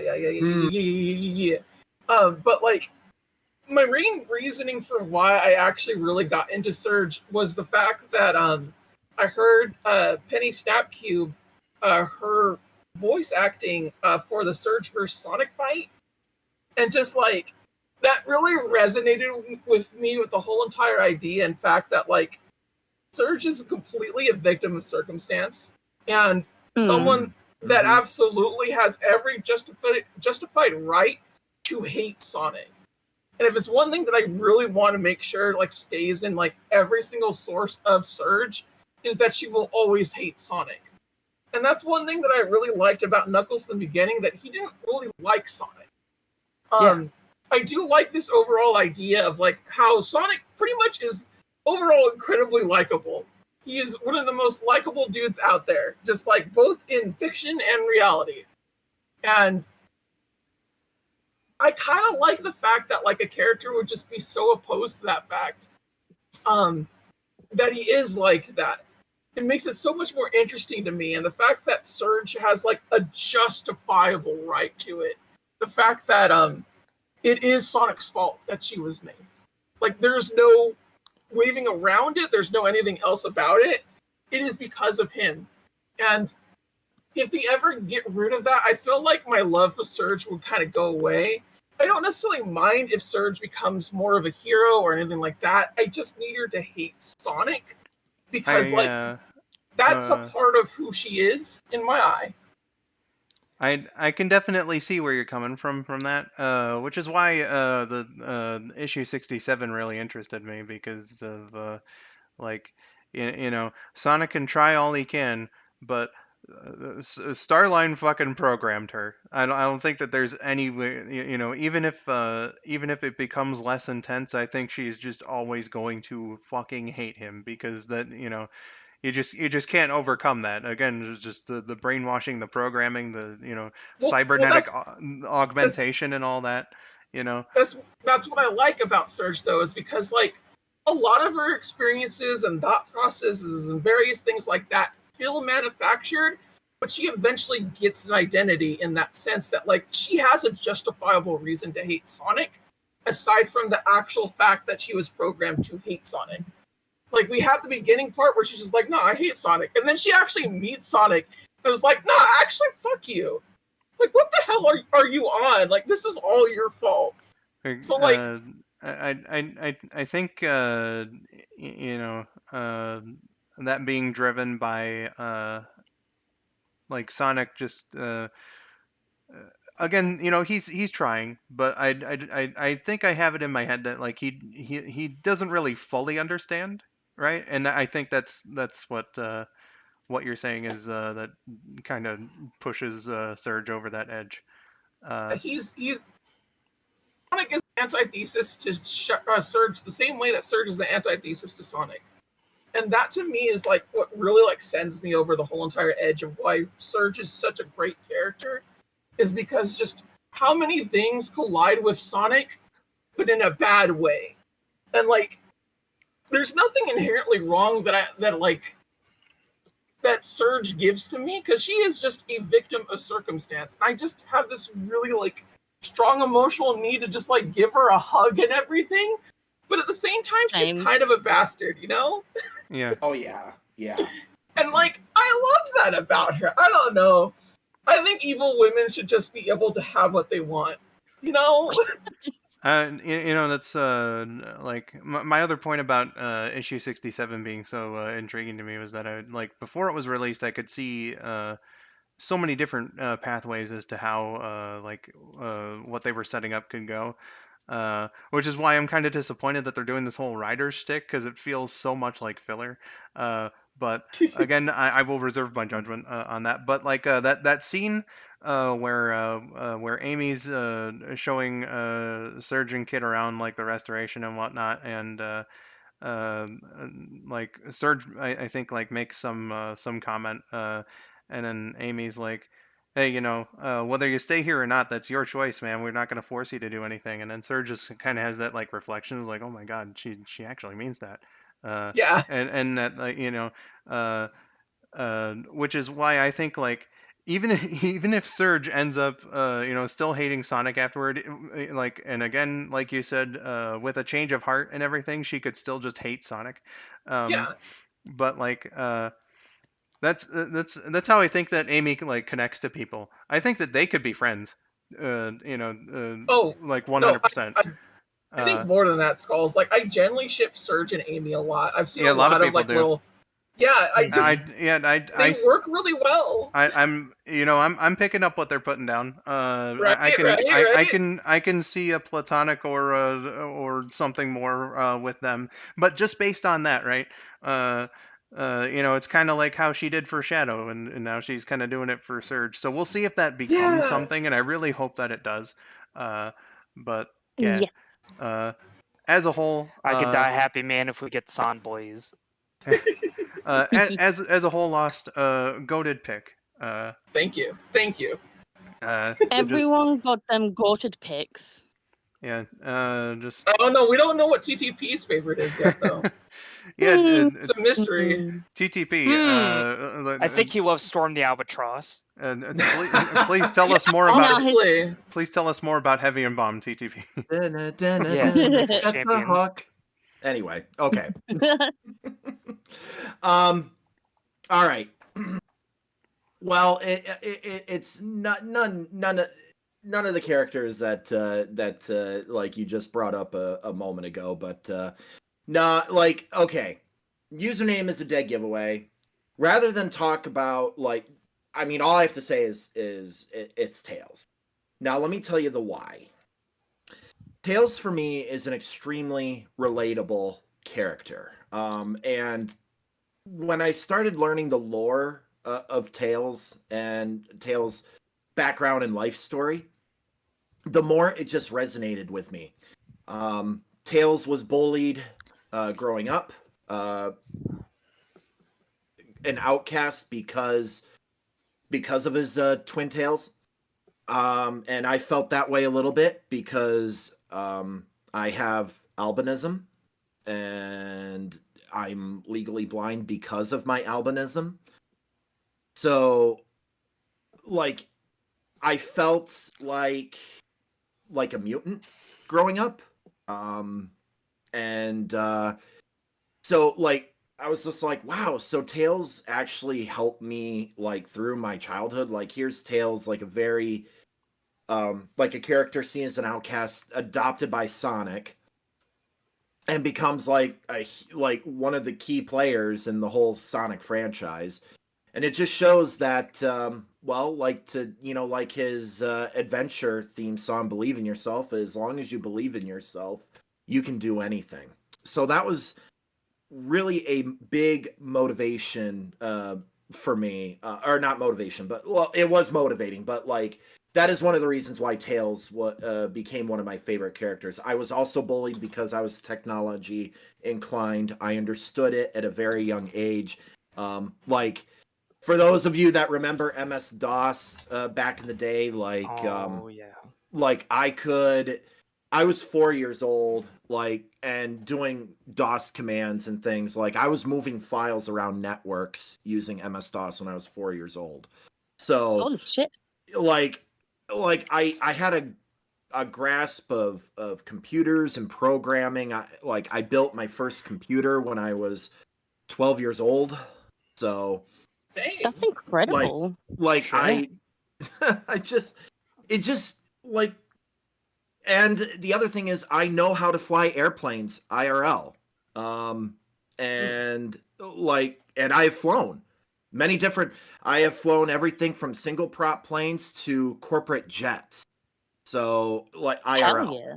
So I have real world experiences with flying and full flying. Like, I had complete control of the aircraft. Not like, yeah. So just having that, like, just Tails, like, because of all that, just really resonates with me. Like, I understand the things Tails talks about, whether it's mechanically, or engineering or technology or flying and aerodynamics and things like that. Like, I understand.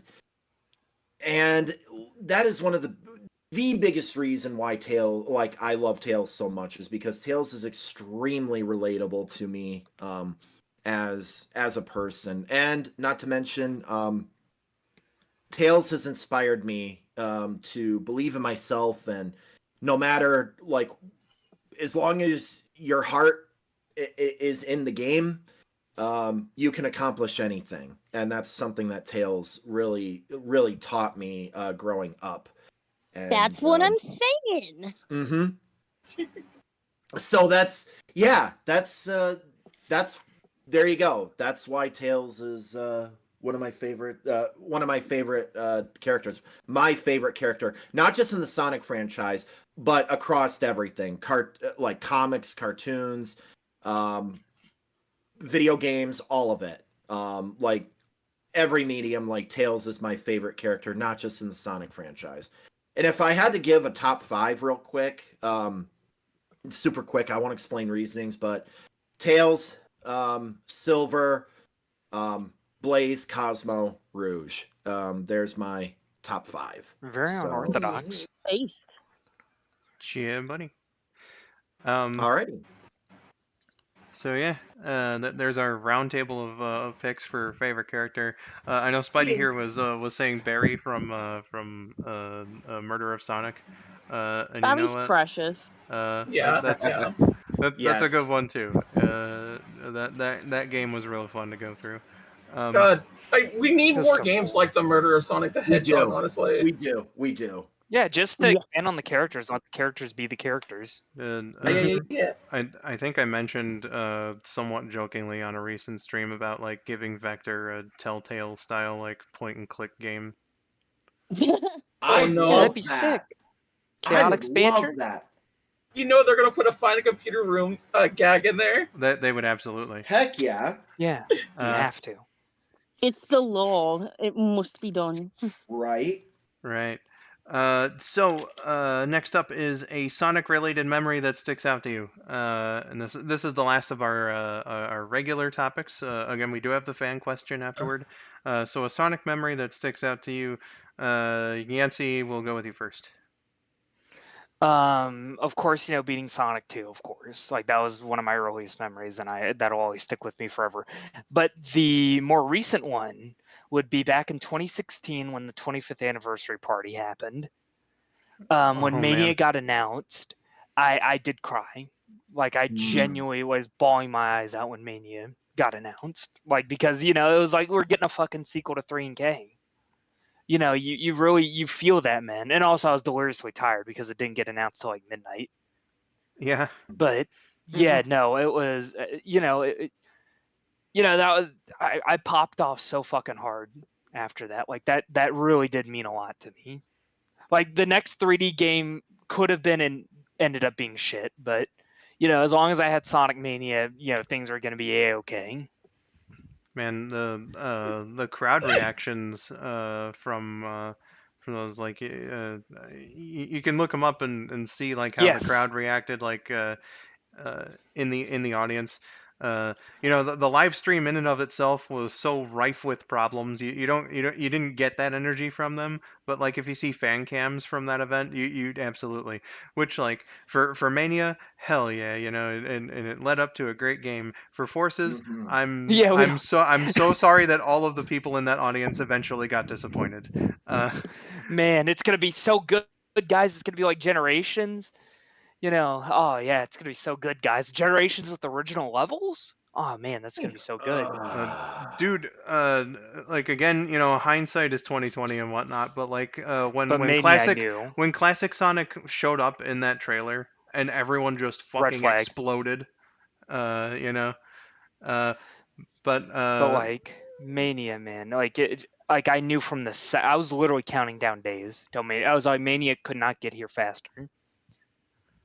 oh man, must have been devastating when they delayed it. Oh yeah, no, I was fucking devastated. But I was like, okay, I guess it's gonna be the best. It has to be challenging 3 Knuckles for the throne then. If it gets delayed several months, it better be challenging 3 Knuckles for its throne. Yancy, did you pre-order the Mania collection? So do you have the Genesis Sonic statue? Yes, for PC and on Switch. I ordered it Wonderful. twice. Nice. Very, And then I very got nice. Mania Plus, both Japanese and American, for the physical release. Wow. Cool. TTP is a Sonic memory that stands out to you. Yeah. So like, oh boy. I have to say, like, I brought one of them up, and that was watching my cousin as a little kid beat Sonic 2 and watching that ending cutscene. I choked up. I choked up because it was the first time for me seeing the ending, and oh my gosh, just that was it tugged on my heartstrings so much. Just with Tails, especially when you see Tails looking up like, oh, I hope Sonic's okay, kind of thing, and then he jumps in the tornado and goes and gets him. But Because he's a good boy. that got to me. Yeah, also gets to me. The a recent memory though, and this is new, was attending the Sonic Symphony last year. I knew you were going to And mention it. Oh, Oh, Lucky. I knew you were going to mention it. And just being in a room an auditorium theater with 4,000 people, and everybody is just singing Escape from the City to their Oh my God, yes. like I cried. Like I was like, okay, the whole symphony. I was a mess. Like I was crying, I was singing along. I was just, oh my God. It was just so moving. Like when you're surrounded by so many people who are into the same thing that you are, like the same unique thing. Like it wasn't Comic Con where you have fans across like every medium, every fandom out there. This is a Sonic the Hedgehog event. Like, so everybody there is a Sonic fan or aspiring fan and things like that. Even Rouge, my girlfriend Rouge, who did not grow up with Sonic like I did. She, like, after the symphony concluded, she turns to me and says, "Okay, TTP, you need to take me through every Sonic game." And I'm just like, "Okay." So Damn. that is a new thing. That's The a threat. symphony moved her. It moved her. Where's she Get at Um, it? right now? and it was, oh my God, it was amazing. It was so cool. And real quickly, this is an honorable mention memory, real quick, and it's quick. Um, is actually earlier this year, meeting two Sonic streamers in person at IHOP during the Sonic IHOP event. Hell yeah. And I got to meet Shy and husband and wife. Both of them are Twitch streamers. They're both big Zelda fans, but they love Sonic as well.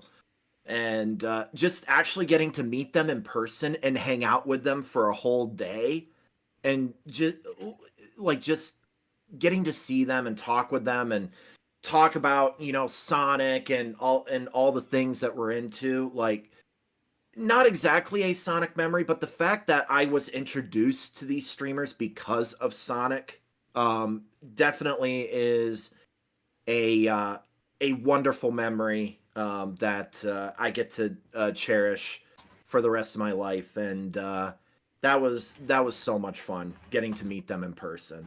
So, and hanging out with them for a day. That's so wholesome. Hell yeah. That's nice.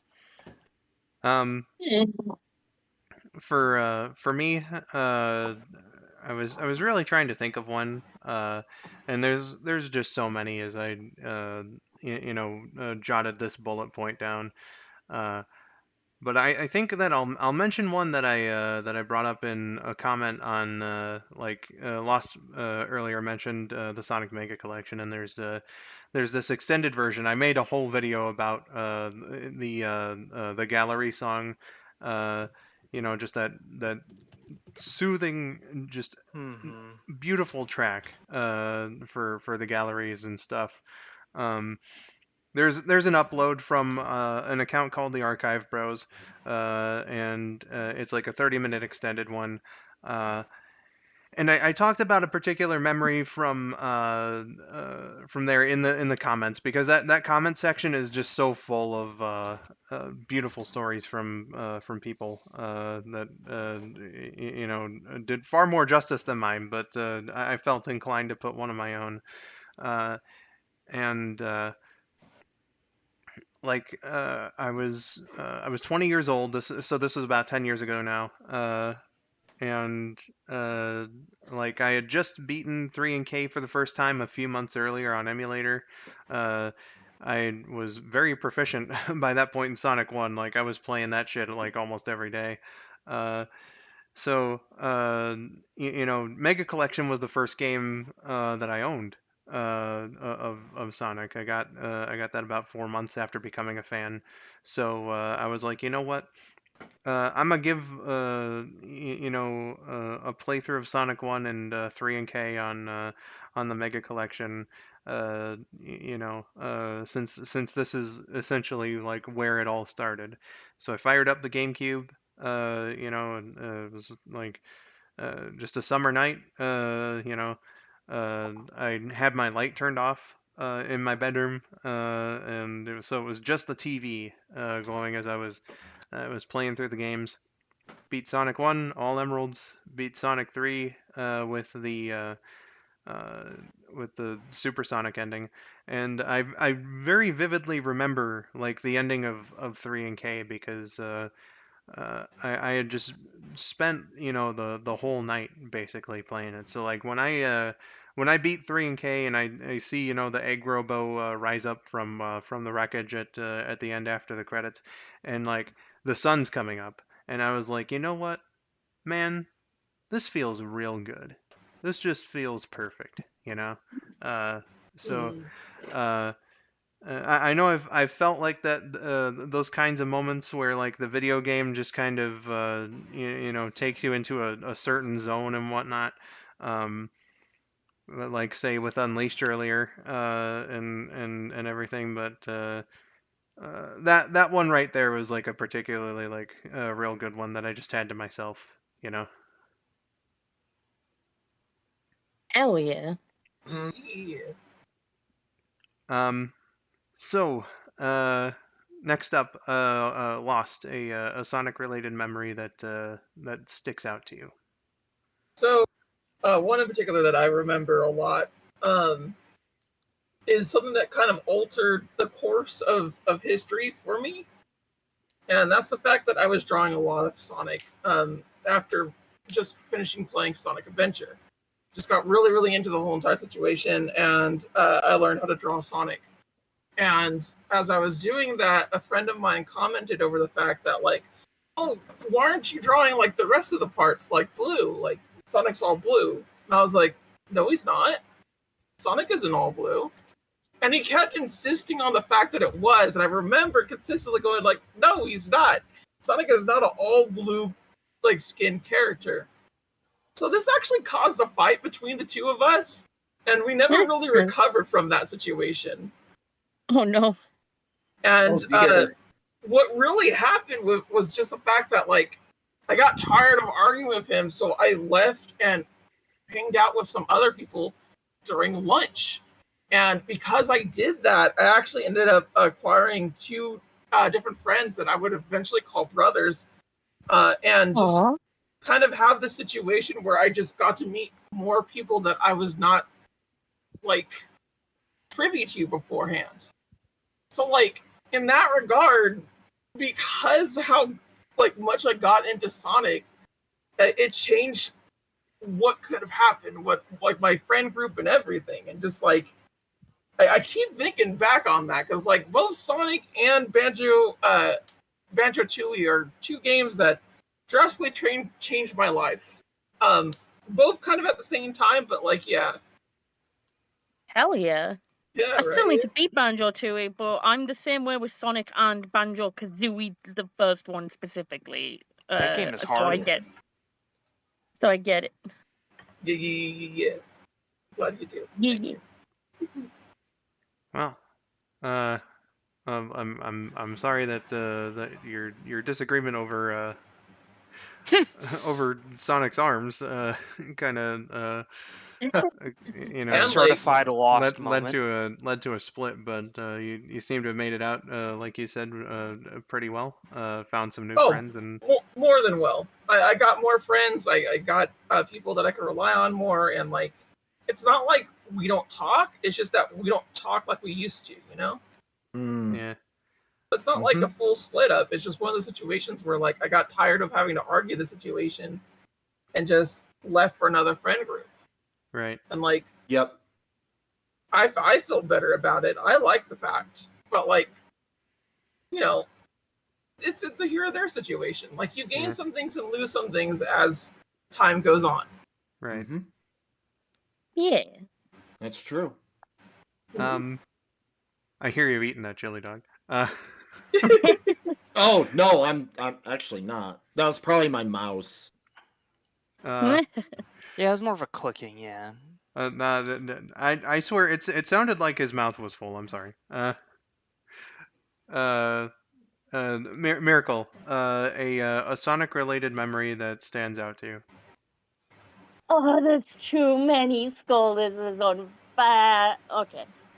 So I'm gonna go through like a very quick rundown of like a like super quick summary of like a top 3, in like no particular order because I can't choose a favorite. But basically, my favorite Sonic related memories are I forget which year it was, but the Sonic Revolution where it was streamed everywhere and everyone was just hitting up the dance floor and just raving to Rooftop Run. That shit was fire. And I was so jealous of not being there. I was like, I want to dance to Rooftop Run in the club. It's amazing. That was so Um, cool. but the other two memories I would say the best Sonic memories for me. Basically, like, as soppy as it sounds, but like getting to know Skull in the first place. Because had it not been for Sonic, there would be no Sonic song. If there were no Sonic song, I wouldn't have met Skull. Yeah. So Yep. basically, like, Salty. yeah, basically, like, just getting into I have to say, getting into getting into the Sonics, getting into Team 182, and I guess Team 902 would be my second memory. Um, but the third one, which is actually is probably my most favorite, my most fondest, my most special Sonic memory. And I'm wondering if anyone might actually be able to guess what it is, because I think Skull might be able to guess what it is. I have a feeling. I've got nothing. I don't know Amy's best why. anime. Yeah, I'm not Yep. sure either. Yeah, that was it. Okay. Yep. Amy's best anime has to be my favorite, most special Sonic related memory. And like, there are so many others I could like give honorable mentions to, like the ending of Sonic Adventure 2, starting my own Chow Garden for the first time, beating Sonic 2 for the first time. Like, shit made me cry with happiness because of the ending. Like, there's so many I could go for, but my absolute top, best, happiest, most favorite Sonic history moment has to be just like the whole process of like getting Amy's best anime made, done, and out there. And the fact that not only did y'all have such an amazing premiere stream together, but the fact that Skull went out of his way to like do a separate stream because I couldn't make it to the premiere stream. So it was like a re-premiere because of me being on vacation. And just it was like just the ultimate culmination of like what all the best parts and people of a Sonic community can be and do. And I will forever be so proud of that project and just what we all did together from it. And obviously like the 5th anniversary edition as well, just like it's just one of those things that started off as a great meme and then it became this whole thing. And it still holds up to this day as just such a special memory that persists, like, and remains to be relevant and like important and special in my life. So I have to go with Amy's best anime for my best Sonic memory. So yeah, let's I'm go, Sunny girls. I'm glad that video means so much to you. Does I need to rewatch it again. I Nice haven't sentiment. rewatched it in a while. So yeah. And I'm so happy we all did that together. We all did it together. Oh man. You're right. Uh, You're so right. so there's You're right, my boy. there's our standout Sonic memories and everything. So we're gonna move on to the final topic, the final bullet point here of the video. Of course, we got the fan questions, which if you are a Memory Lane Buddies viewer channel member, of course, you entitle yourself to ask the party a question, so long as it abides by YouTube's rules. And we have one from Ultimate Spider Plush asking, "What is your favorite story in any Sonic thing?" So I'm gonna throw it over to Lost. What's your favorite? Okay, so I really thought about this mess because I was like any Sonic thing, like that gives me so many possibilities, and just like I kind of have to give it to Snap Cube's Sonic 02 real time dub. I'm gonna just have to give it there. I just find it very funny how they kind of weave together the story that they did with such a divisive game. The story is also kind of bad and kind of made it into their own thing, while at the same time still being very funny to me. And like, I can't think of any other like thing of Sonic that like I come back to every now and again and just kind of laugh at the whole situation. And like the way Is that that Sonic, the 06 fan dub? yeah, the Sonic 06 fan dub, Hell yeah. real time fan dub. Said The 02 of. credits song though. That's What? the good shit. The credits song that Penny Yeah, did. exactly. There's a lot of good things to it. Like it's a quality thing of art that they kind of just made out of nowhere. And Hell it just yeah. really just sticks to me because like there's no reason why they had to like make all these characters both fit into their Sonic counterpoints while also having like proper narrative arcs. And like that is something that Snap Cube does with the real-time dubs, kind of instinctively. Like it happens in the Sonic Adventure 2 real time, and it happens in the Sonic Riders one as well. I like those both just fine, but like that's the one that I came to first and foremost was the 06 real time dub, and I just really love how they characterize Silver and Shadow and Sonic, and just kind of like make the whole thing just kind of work in a very And dumb, our stupid ultimate way. brawl, the Duke of Soliana. Yeah.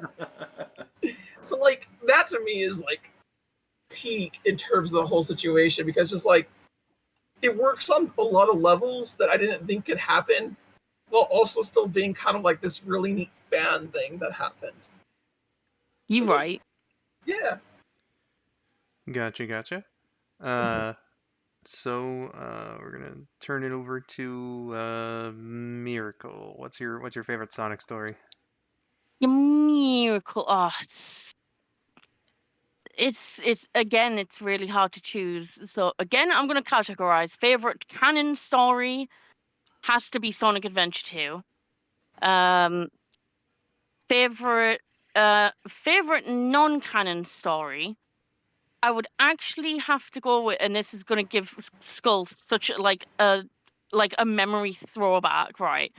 But my favorite non-canon Sonic story actually has to be Silver's never-ending story I from had a Sonic Song feeling that was gonna be 182. it. Yep, like it's just they did. I love it even better than the original movie. Like they took it and made it better. And I know that wasn't the point of what it was, but it just that is just one of like just one of my favorite Sonic stories ever. Just like all the lore that like KN had like planned and written, all kind of like tied in together. So like it wasn't just a retelling of the story. It was like an actual like it was like something that had really actually happened in that universe to them. You know, And it does take a lot to do like a full-on character arc, and like knowing what was going on in the channel and everything.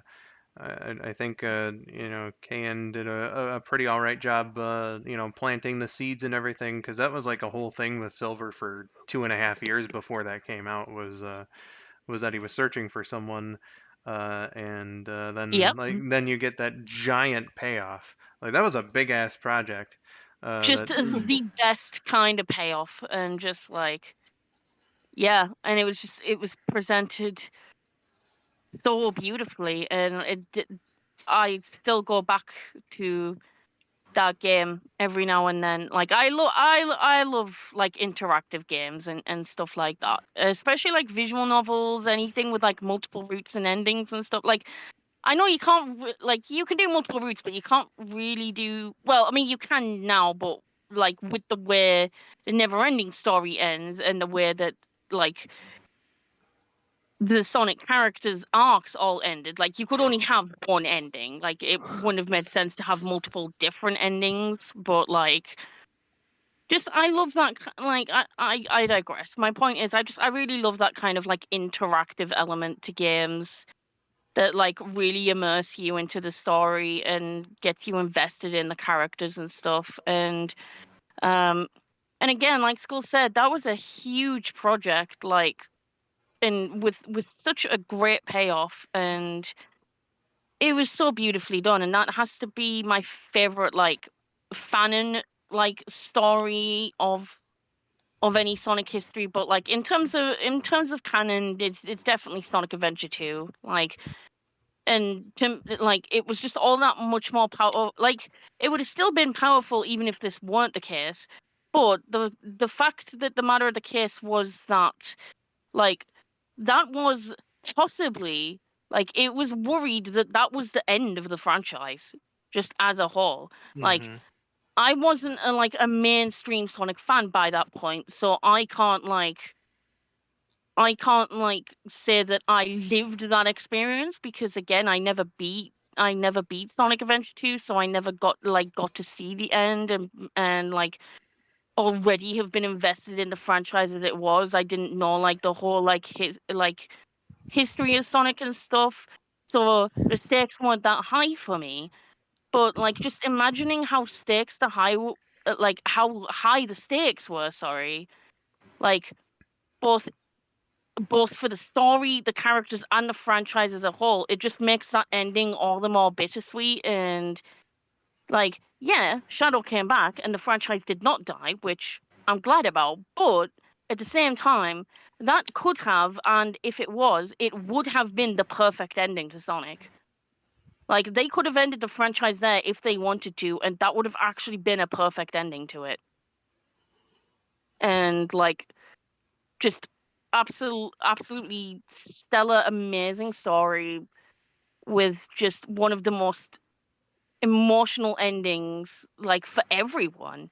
And like Skull was saying, like the other day in the birthday stream, I too just love those moments where all the characters are just together reminiscing over the adventure, and at that specific moment in time in that specific setting, it's not about who's the villains or the heroes. That like none of that matters. They're just people. They are just themselves, and just reflecting on the events that like they are people who are reflecting on things that have happened and like reminiscing over everything, and just that conclusion of just sayonara Shadow the Hedgehog, or if in Japanese adios Shadow the Hedgehog, or just Mm-hmm. Sonic saying goodbye to Shadow, and just to the fans as well. Like it's the most beautiful, perfectly ended story I can think of. So like in terms of canon works, it definitely has to be SA2, and I am very excited to eventually beat it and like have all the emblems and get to that point where I'm like, yeah, I've actually experienced the story myself now, and it's gonna make me cry like a bitch. I just know it is, but oh well, it's got to be that. Oh, Yeah, that piano piece, man, it hits hard. It Mhm. really yeah. does. Yeah, it That's does. my favorite song of any piece of Sonic music just ever. It's so beautiful. Um. So. I'll let TTP go. All right, TTP. What's your favorite Sonic story? Yeah. All right. So from an IRL standpoint, like I have to say this because this story actually inspired me and my cousin to collab a fan fiction together. Aw. And that is '06, Sonic '06. I love the story. we both love the story so much that we actually wrote a fan fiction together, and that was really cool. Sadly, it's incomplete because he went to college and I was finishing college, so I got busy. He got busy. Life happened, and then pretty much after college, life got busy, and college just got busy for him. So sadly, the fanfic is incomplete. But oh my gosh, like so 06 for sure. One of my favorite stories, and I alluded to this earlier, but I also like the Unleashed story as well. I think it's super good. Agreed. And yeah, and then like real quick, just quick honorable mention. I love the story from Sonic X, specifically the Meta X saga. I love it so much.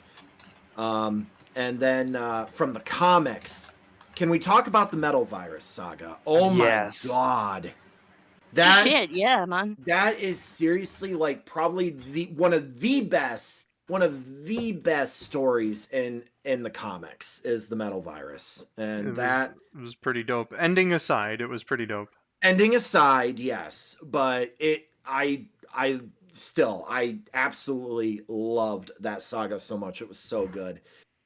And for a fan base story, I love the animation from Bellina Productions, and I love Christmas with Sonic. It's so good. I love Christmas with Thank Sonic you. so Based much. Beautiful. answer. It's so great, and fingers crossed that that Steven will be able to do another Christmas with Sonic. I would really love to see that happen because I believe they did 6 in total. And They did. or was it 7? No, they did more. They did more because it was Christmas with Sonic, another Christmas, Christmas with yet another Sonic. Christmas, Christmas with Eggman, Christmas in Paradise. The Paradise. sixth one was Christmas with Silver. Silver. And then they skipped the next year because Yes. but they had like a little wrap up thing where they were just like, where the characters were just like, oh yeah, that Christmas was so perfect, it's not even worth Oh, and then it telling. was Christmas with Sonic's dad. That's it. That's the one. Yeah, it was I forget the title of that. Same. But yeah, it was that one, and the very last one, at least it was supposed to be the very last one, was a very Merry Christmas with Sonic, where they do Back to the Future kind of shit, which was really good, and I adore that series. That is also like one of my favorite memories in just all of Sonic history, because that series is amazing, and it's my go-to Christmas content, or like some of many go-to Christmas content. That is a tradition. That is every December. Yeah, it's tradition. Yep, it is a tradition. Like every Christmas Eve, I binge the Christmas with Sonic series. And fun fact, I don't know if you know this, Lyrical, but fun fact, it's kind of become a tradition at the Sega offices. At Sega HQ to watch Christmas with Sonic. Yes, they actually put it on in their break room. That's amazing. Yep. I love Funniest that. shit in the world. Yep. They actually put it on in their break room. I'm like, oh my gosh. That is so cool. Like, thank you, Sega. Seriously. Like, Sega is like watching what their fans are making, like with their IP. Like, it's so freaking cool. And that's wholesome as hell. It is. It really is. So yeah, like they watch Christmas with Sonic in their break room. That's great. Fun fact, I was bewildered to discover recently that is it Kagi or Kagi? Kagi Films? Katie. That was involved in Christmas with Sonic was like Knuckles and I think other characters as well. Is now so prolific in the voice acting industry. I didn't realize he'd like actually like gone into so many massive things. he's Sino in Genshin Impact now. So like he's straight up in like massive video games, and he's a VTuber, and I'm like, what the fuck? How am Yeah. I just learning about this? Yep. I was mind blown, and I remember my fiance, because she's the one that got me into Genshin Impact. The way I found out was because we were playing like a Genshin character version of Wordle, and we were guessing characters. Sino was one of the. I mean, like voice actor is Alejandro Sab. That's his actual name, but he's both in Genshin and Honkai Star Rail.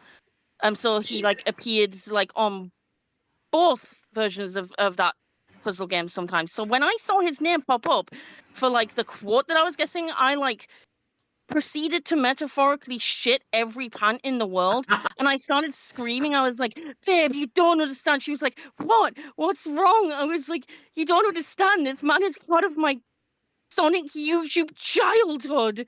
When did this happen? She was like, I don't know. It was the funniest thing, and I like ended up looking into like his credits and like credentials and stuff, and I was like, holy shit, he's made it so big since then, and I'm so happy for him. And I was absolutely flabbergasted by it. Just seeing his name pop up, just like, so you're guessing this character's quote. Here's your hint. It's voiced by Alejandro Sab, and I was like, he fucking Nice. what? You what, mate? And it was just, it was brilliant. So like, it all comes back to Sonic eventually. Yep. It all ties That's back. so cool. That is really cool. But yeah, so there you go. There's my Hell yeah. touch on my favorite stories. Well, that was certainly Valid. a big one there. Yancy, your favorite Sonic story from anything? I have a couple of them, like one from the games, one from the comics, one from the TV shows. For the games, I would tell you 3 and K. I think it tells a very beautiful story without saying a single solitary word. Mm-hmm. Correct. What are you talking about? There's like A lot of a couple subtext. woos in the music. That's in the music.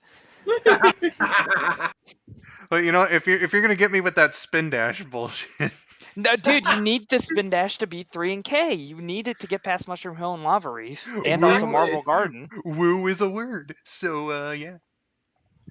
So Yeah, but is that in the context of the story? I don't Okay, but think so. woo could also be a sound, like Yeah. in Futurama, where Bender died. Yeah, no, but like 3 and like the subtext, I love the mural. I love the little character animations, how they explain how you get from zone to zone, and it actually makes like reasonably logical sense for Angel Island. SA2, of course, also has a great story. It has the best 3D story, like the best story with dialogue. I think me and Lyrical both went into it on the last live stream, and she went into it here as well. But yeah, no, that really did feel like a finale. Even 3 and K to me felt like a finale. If 3 and K was the last Sonic game, and they just made original games like they wanted to on the Saturn, I don't know. I would have been satisfied with 3 and K's ending, being like the last word on Sonic, if that was truly the end. Same thing with SA2. You're right. There's quite a few games that are like that. Could have been a perfect ending. 3 and K, SA2, Unleashed. Mm-hmm. Heroes, hell, even maybe. Generations, honestly. Oh, Heroes, yeah. Mm-hmm. Heroes, yeah. True. Frontiers feels kind of like if this was the finale, I wouldn't have minded it. For the comics, I'm actually a big fan of Running Wild from the Fleetway books. Like, I'm not sure if you guys are familiar with it. It's basically the one where it's like Supersonic like really starts to come into it and become like his own character. And like he wants to, because you know what Fleetway, like what that version of Supersonic is. And like I always love the panel where it's like Supersonic laughing, and as he turns back into Sonic, and like he just sees that he absolutely just annihilated everything, like the tornado, everything. He's like, what did I just do? And that's where that issue ends. Like just Sonic just standing in the debris, like having no idea what just transpired. And like him just like on the run, kind of hiding out, trying to prevent Supersonic from like coming back out. He eventually starts coming back out worse and worse because he had fallen into the Master Emerald Chamber. And it basically effectively turned it into hypersonic. And, it was a good, and like, there was a cool, like, ending to it where they actually trapped him inside of the special zone and they, like, separated Super from Sonic. And of course, that, like, led up into, like, issue 100 and all that stuff. But such a good comic. If any of you guys haven't read the Fleetway books, I'm talking about the viewers as well here. Go read them. They're really, really good. At least the first 100 issues. Like, you need to read those. Thank you for the recommendation. Now for the show, it's a specific episode of Sonic X, and I think I may have told Skull this. I think the one where Sonic like takes the girl in the wheelchair on an adventure. I think that's fantastic. Best episode Like of the show. it's not big and bombastic. It's like it's a very like down to earth. Yes. Like She that should is have been the Sonic's main character. She should have been the main character. Yeah, a He show should. just with that would have been beautiful. Helen Yes. Supremacy. Yes. Helen Supremacy, yes. Helen Supremacy. Oh Unhinged. my god. Oh man. That was perfect. I think the chemistry there was like really, really sweet. The B plot, of course, was funny with the president like trying to like get Sonic in for dinner. Yeah, the handshake. Getting the handshake filmed Yeah. is very important. No, it's not like some big extravagant story. There's no Supersonic in it. There's no Nope.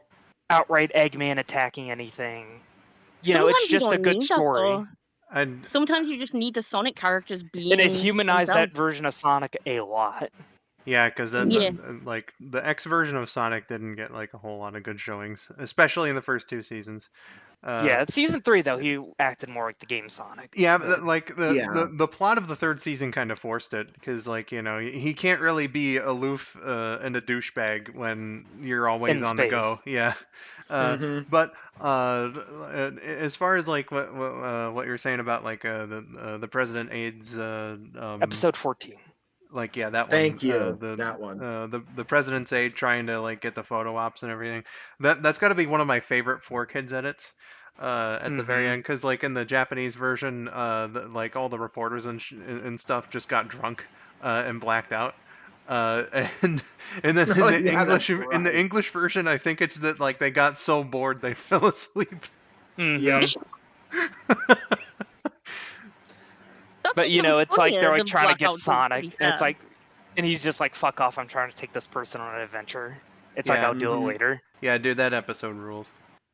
It does. Yeah, I gotta go rewatch it again. I haven't seen it in years and years and years. Yeah, same. It's kind of interesting how that show, not to get on like a big sidetrack or anything, but like how that show does those type of episodes like really well, and moments within larger episodes, kind of like that, as well. Because like an episode from the first season that's almost as good and follows a very similar pathway is Party Hardly, or however it's called in the Japanese version, where Cream's just feeling really homesick, and so they throw the party Yeah. for her at the very end, and Sonic it does like Sonic's just not like this lazy douchebag. He goes out and he tries to cheer Cream up and stuff. Like it's Yep. very nice and homely and sweet. That was wholesome. Yeah. It was. Honestly, if the beginning of X was literally just Sonic, Tails, and Knuckles, and like in Helen, I believe the name was. Honestly, I think that if season 1 was just that, and then introduce Cream and Amy and all those other guys later, honestly, I think it would have been the best Sonic show. Honestly, like same plot Understandable. outline. Okay, but Cream reuniting with Vanilla was the best thing. Just That was nice great. and wholesome and That was- precious, and then just, don't you remember? I'm Sonic the Kidnapper. That was another beautiful episode right there. Yeah. Big shout outs to the Chaotix. So No, but that was like boy. the best episode of X to me.